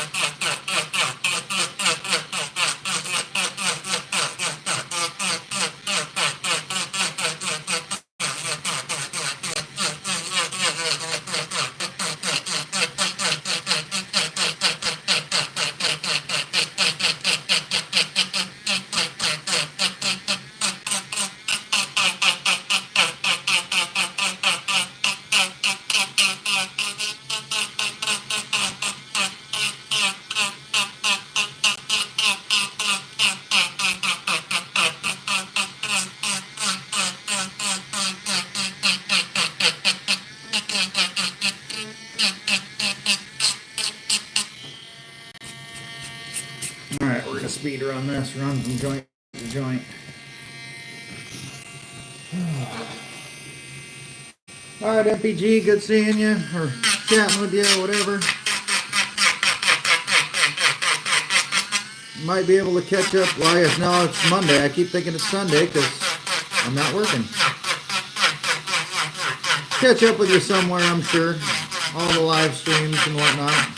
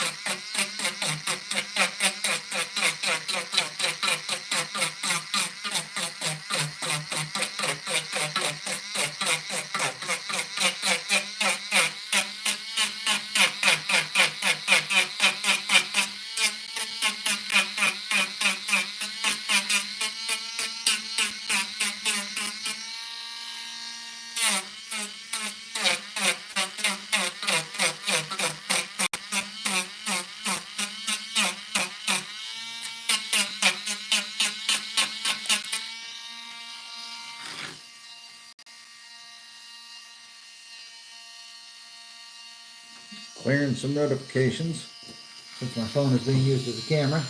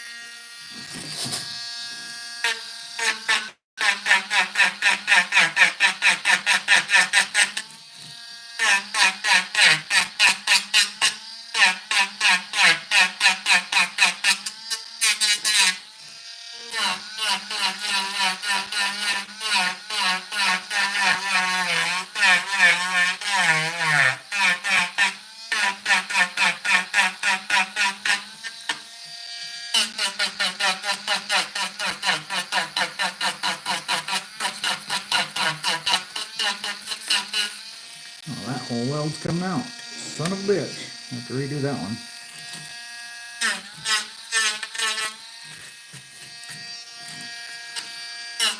No biggie.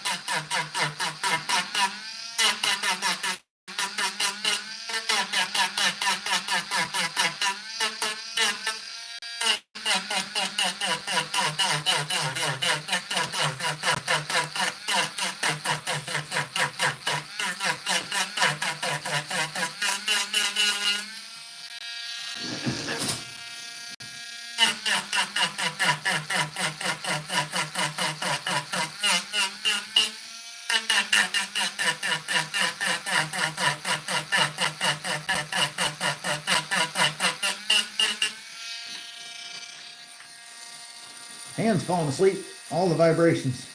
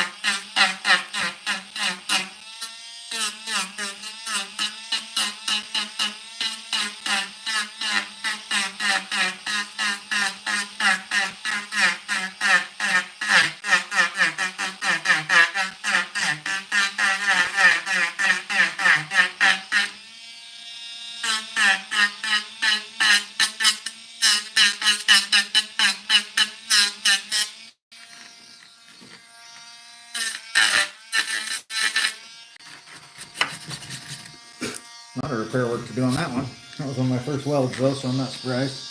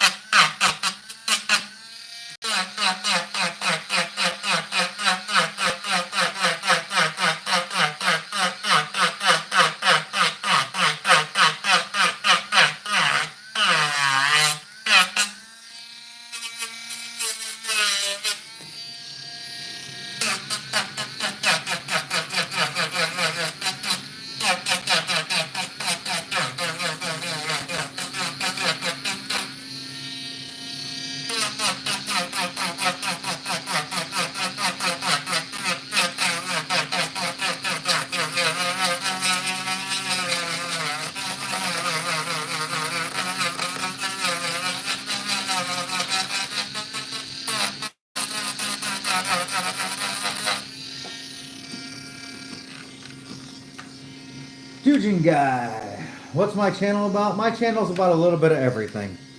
I'm a knife guy. I do a lot of fishing. I do a lot of hunting. And this is some of my 3D printing. I'm currently working on a display sword that is 6 foot 7 inches long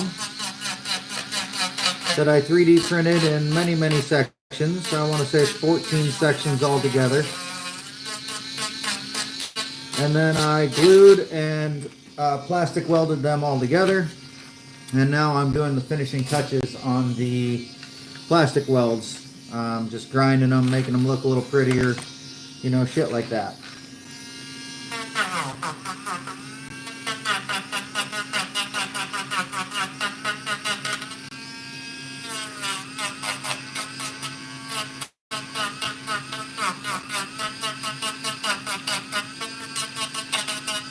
So my channel's a little bit everything. It's just following me and the things I enjoy doing or that I do. Really no purpose for it other than just to meet new people and share a little bit of my life.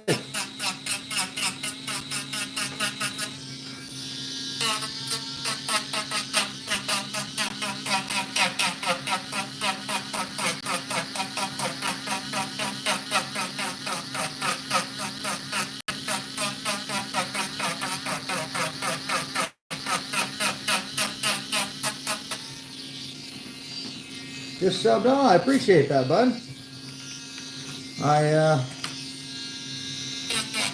You never know what you're gonna see. I post what I carry for knives every day and post a little bit of my work here and there. A lot of my hobbies. So this is a project I'm doing for a friend. His son is a big fan of this anime called Berserk, I believe.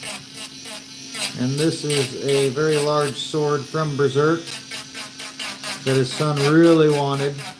And he was going to go try to find somebody on Etsy that was going to charge him an ungodly amount of money to make it.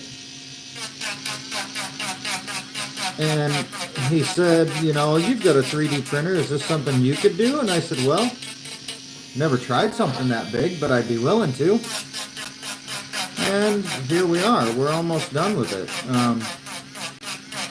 Many, many hours. I mean, literally, we're talking over a week worth of print time. Probably a week and a half of print time, start to finish, all together. And I don't mean like just 8-hour days. I mean non-stop. Week and a half of print time in all the sections. And I think this is, I'm probably 10 or 12 hours into the assembly process. Between grinding it, or sanding it all, getting it all to fit right, gluing it, welding it, and like I said, this is just the finishing touches.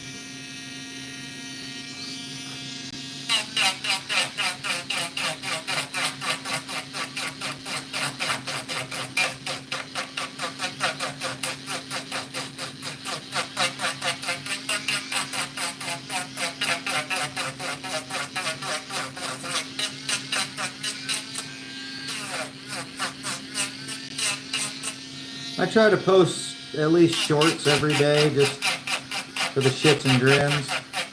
I take days off from time to time. I don't do this to monetize or anything like that. I just do it for fun.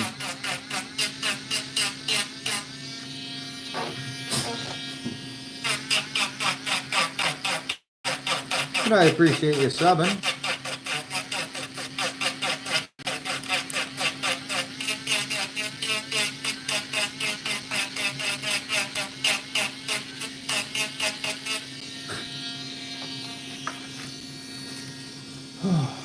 Hands getting tired again.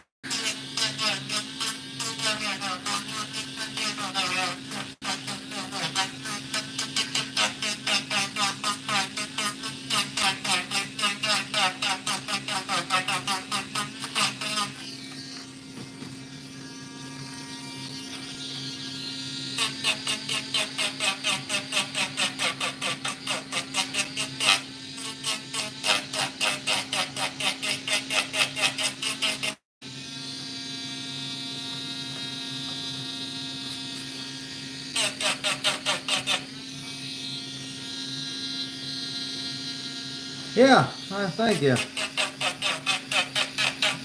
We're actually working out a deal. He's the guy I go to get all my tattoos, and he's gonna do a tattoo for me to pay me back. So it's kind of a win-win. He gets to save a bunch of money, and I get to save a bunch of money. And honestly, this project, I'm still gonna pay him for the tattoo. He just doesn't know it yet. But this project has really helped me improve my 3D printing abilities and whatnot. Like, I never ever thought I could do something of this magnitude, and just him asking for it made me want to try it. And you know, worst comes to worst, I couldn't do it and nobody's out anything, but the fact I've been able to pull it off really kind of helped me grow a little bit as a 3D printer and a person.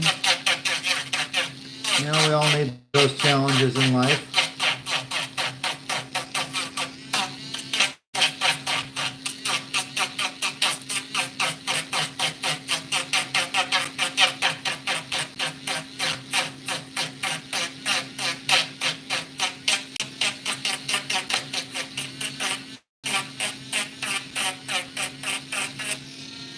I've already 3D printed a lot of little projects, but I've never undertaken anything of this magnitude. And along with printing it, I taught myself, you know, I had to break the model into sections, so I taught myself how to do that.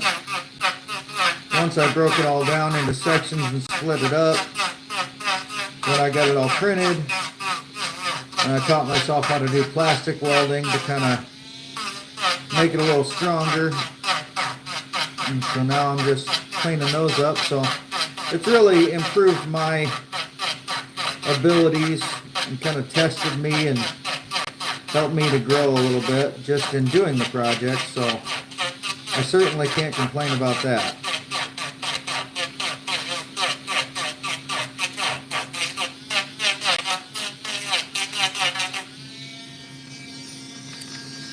So I'm definitely winning by undertaking the project as well.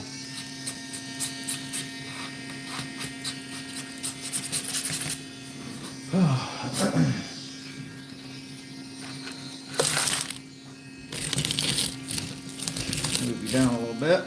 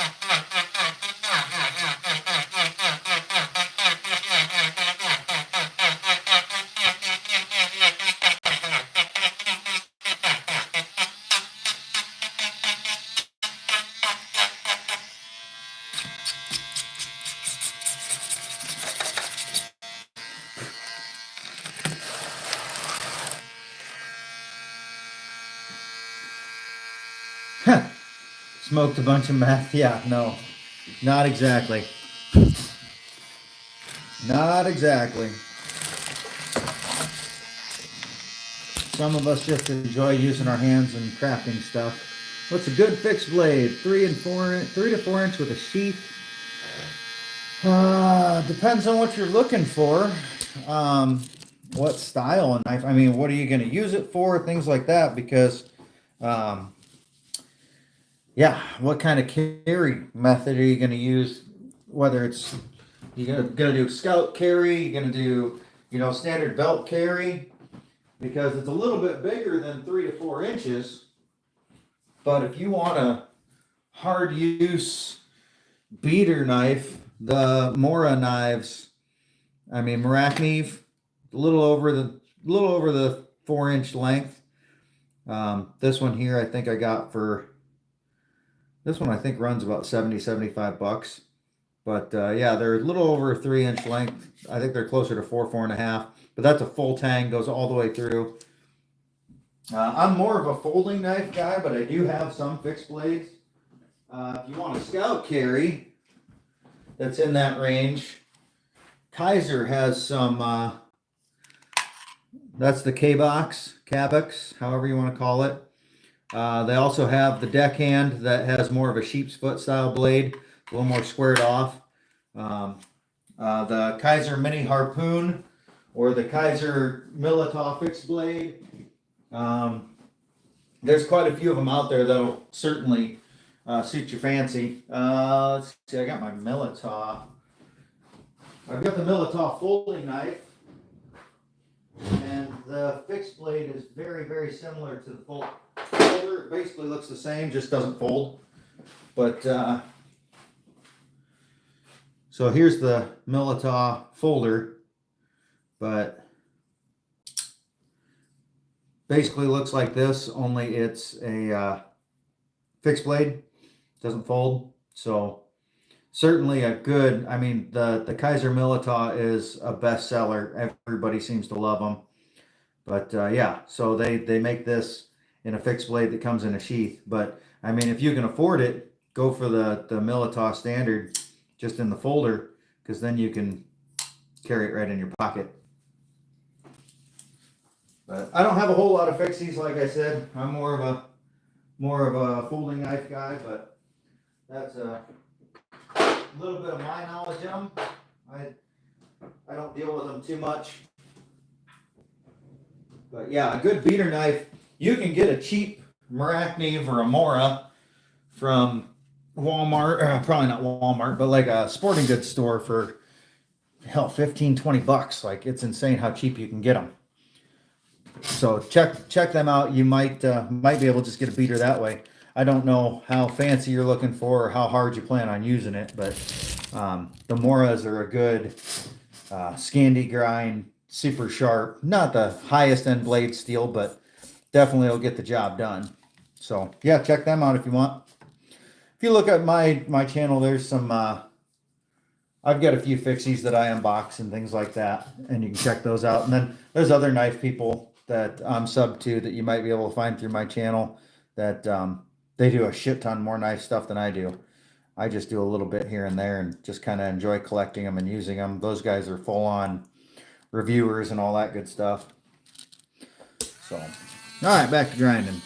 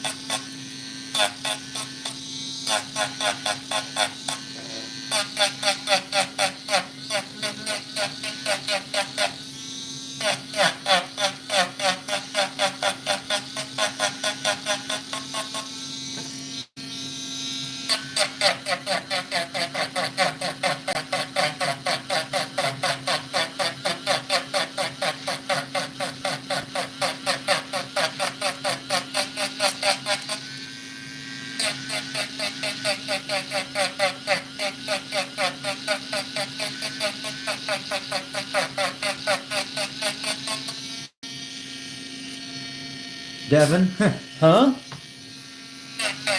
building a very large 3D printed sword. It's all put together and I'm just grinding all my plastic welds, making them look a little bit better to finish it off. And then it'll be done.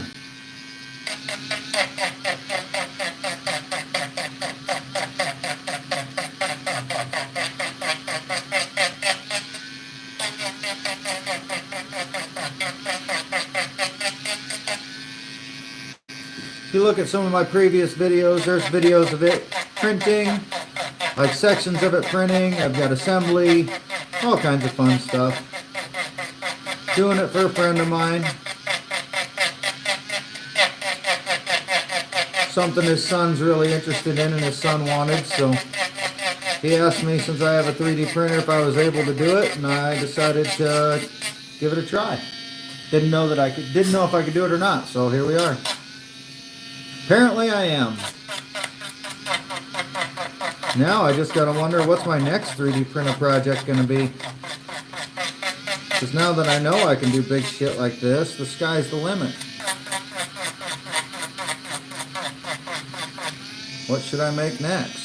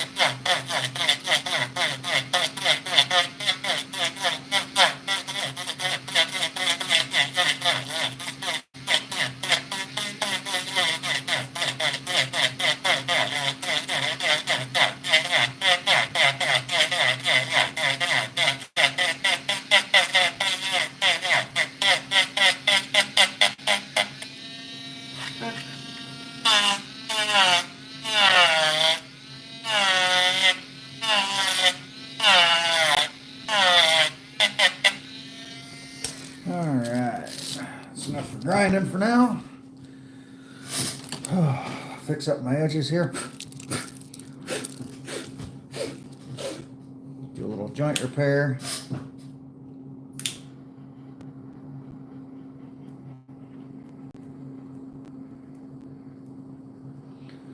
On the welds that weren't perfect.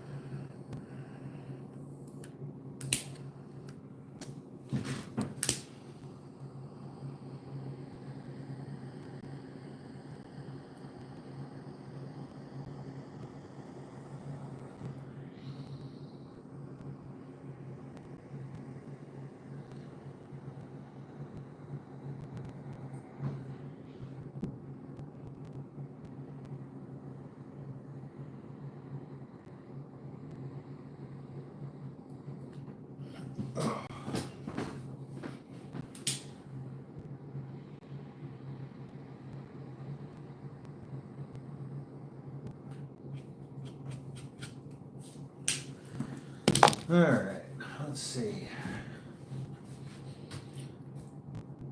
Let me switch things back to the way they were earlier. For those of you that are just joining, I'll put you back on my other tripod so I can see a little bit better as I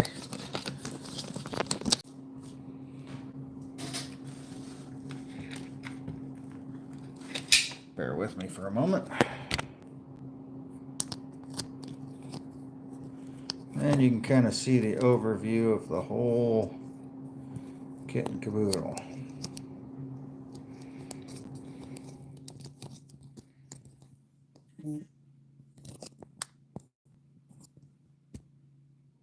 Uh-oh. Madiako's making shorts of me again. God only knows what Tyler's going to come up with this time. All right, there we go. A little bit higher up. See if I got enough cord I can actually stretch it out. See a little bit more yet.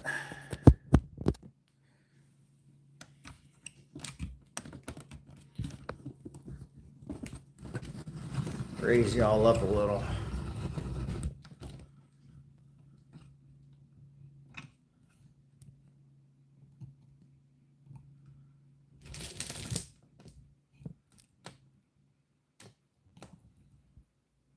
There we go. Now we can see a little bit more. Gonna do a little more plastic welding here just to fix up some joints that had some gaps in them after the initial welds.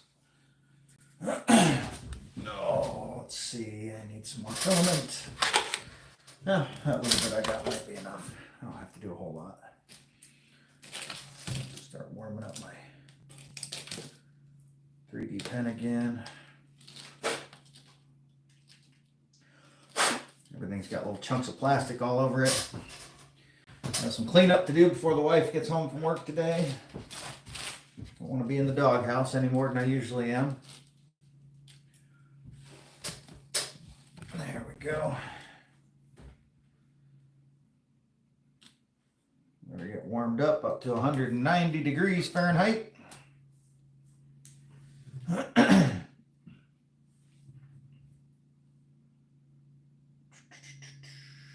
Just about there.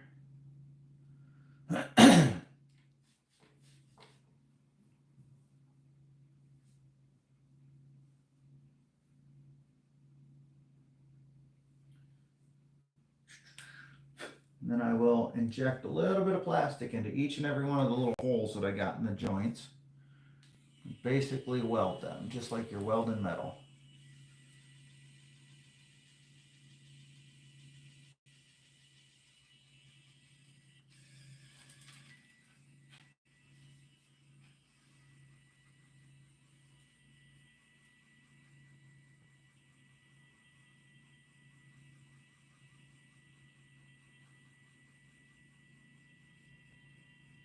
There we go. All right.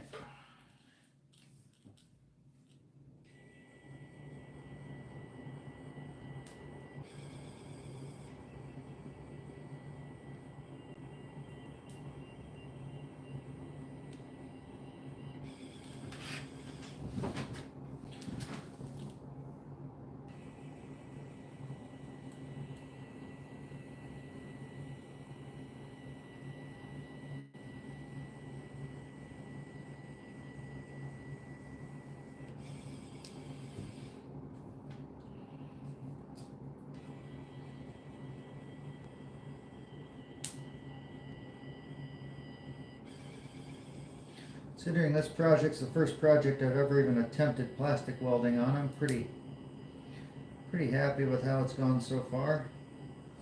I've had very few repairs that I've needed to do, and what repairs I've had to do have been pretty easy. Not much to them.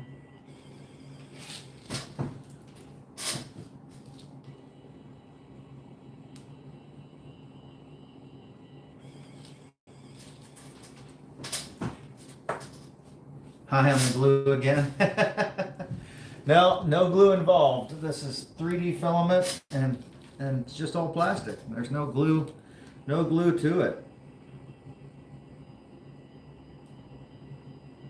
Not even any fumes.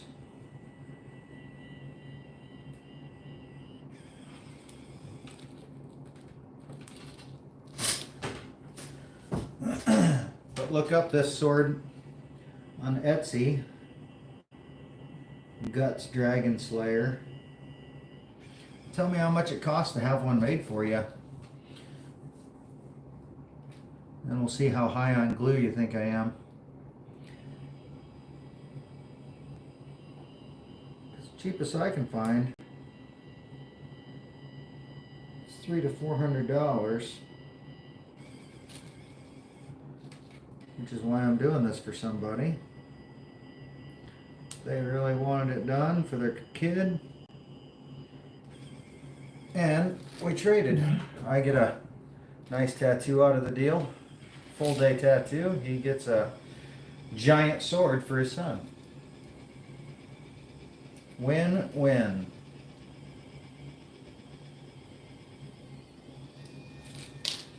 Go. Unplug that. Now we go back to do a little more grinding. Touch up the repairs I did. That'll be about it.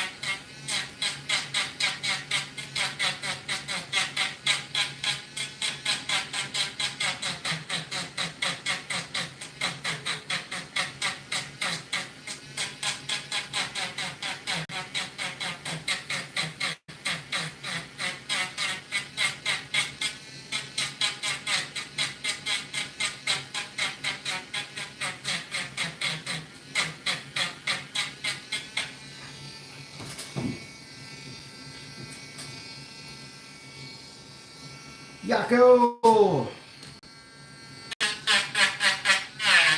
How we doing, Tyler?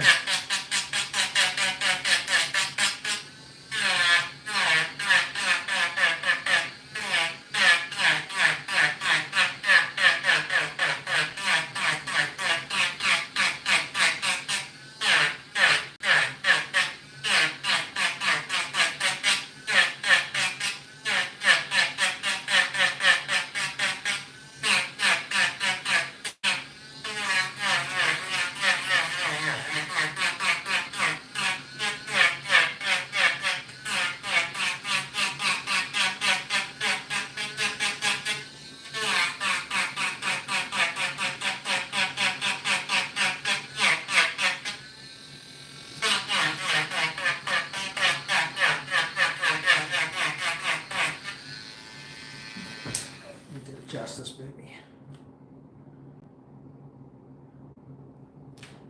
I'm excited to see what kind of shorts you're making out of me today, Yako. I saw a notification pop up on my watch saying that you were up to your old antics. Got me curious.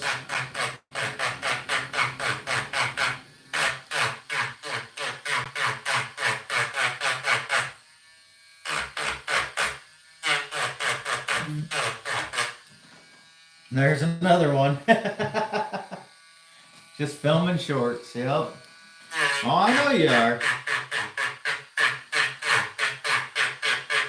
I'm ready for the entertainment. Lord knows I was getting a kick out of it before.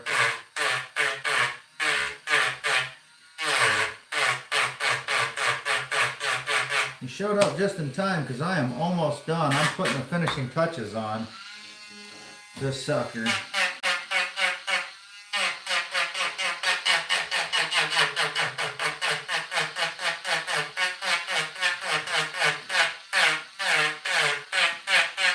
Very shortly, I'll be able to call it complete.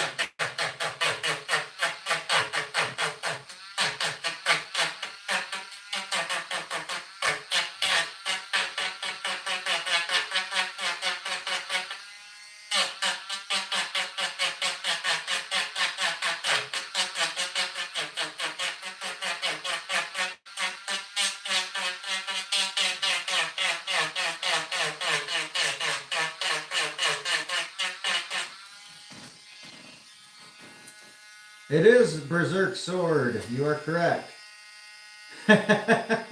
Yeah, I like to put in long hours, I guess you could say. This is Guts Dragonslayer from Berserk. You are correct. And I'm just putting the finishing touches on it. After doing all the assembly and plastic welding and all the fun stuff.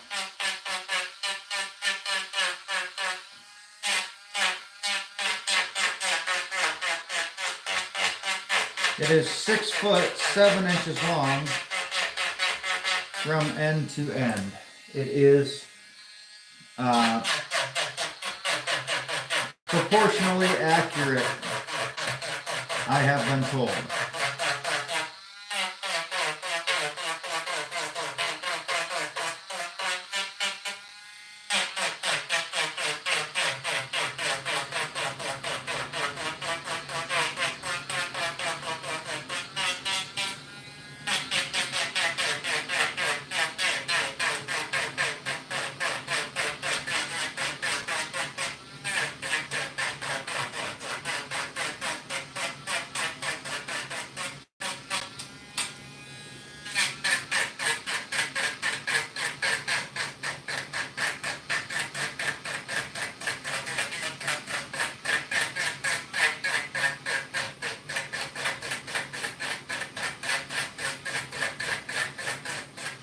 It'd be so much easier if this was all smooth.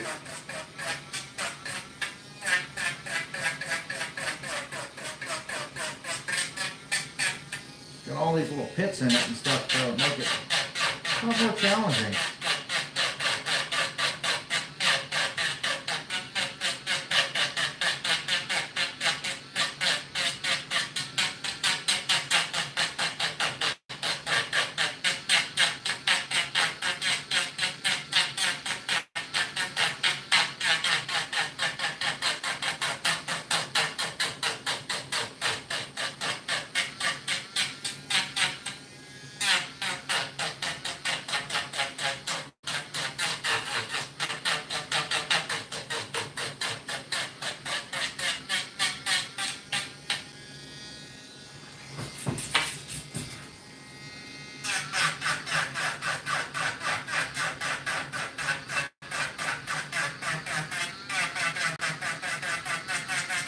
Yako, you got a few minutes to hang around?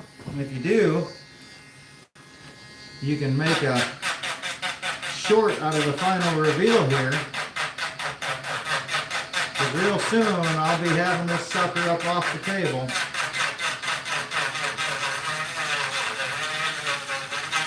I only got a couple more joints to grind.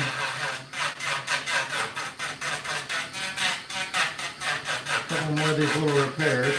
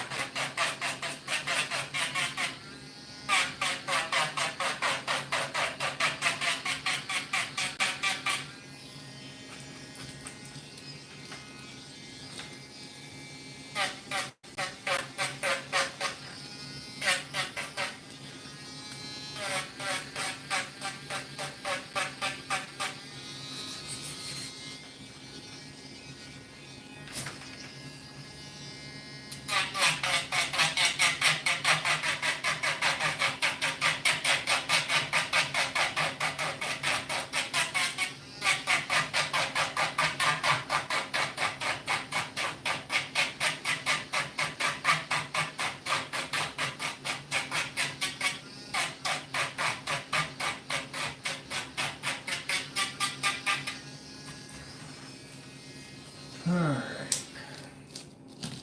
Who wants to see it?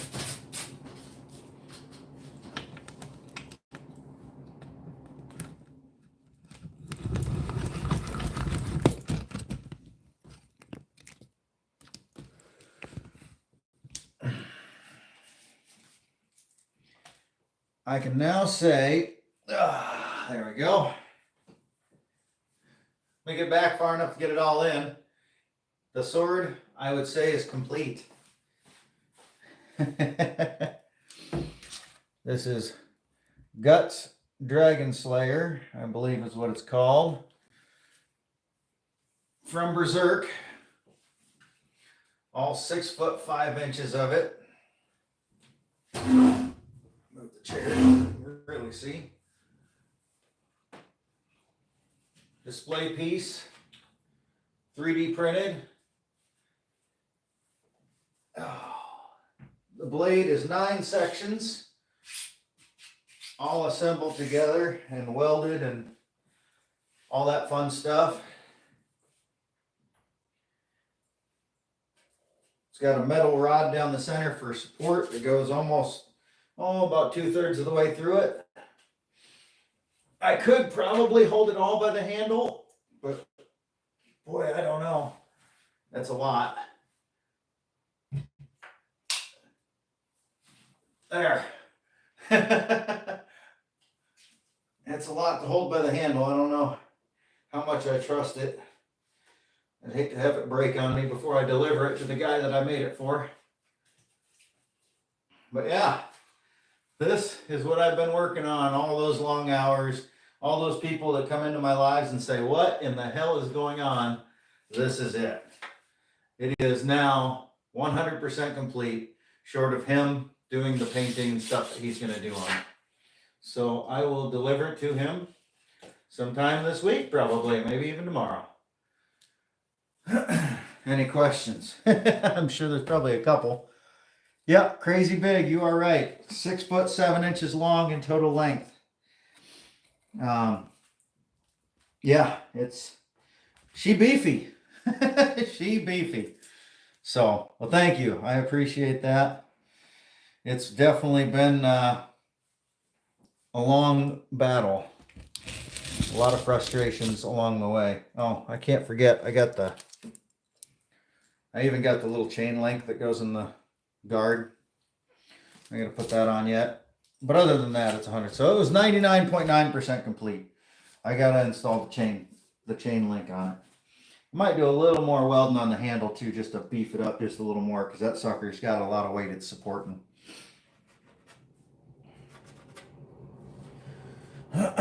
So,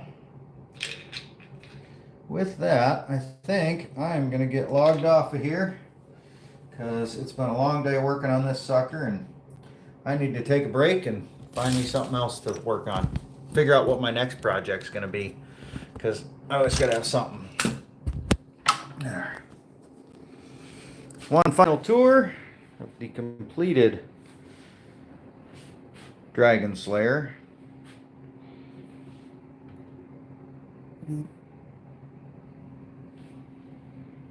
All 6 foot 7 inches laying on my table. All right, y'all. Everybody have a good one, and I'll see you guys on my next project.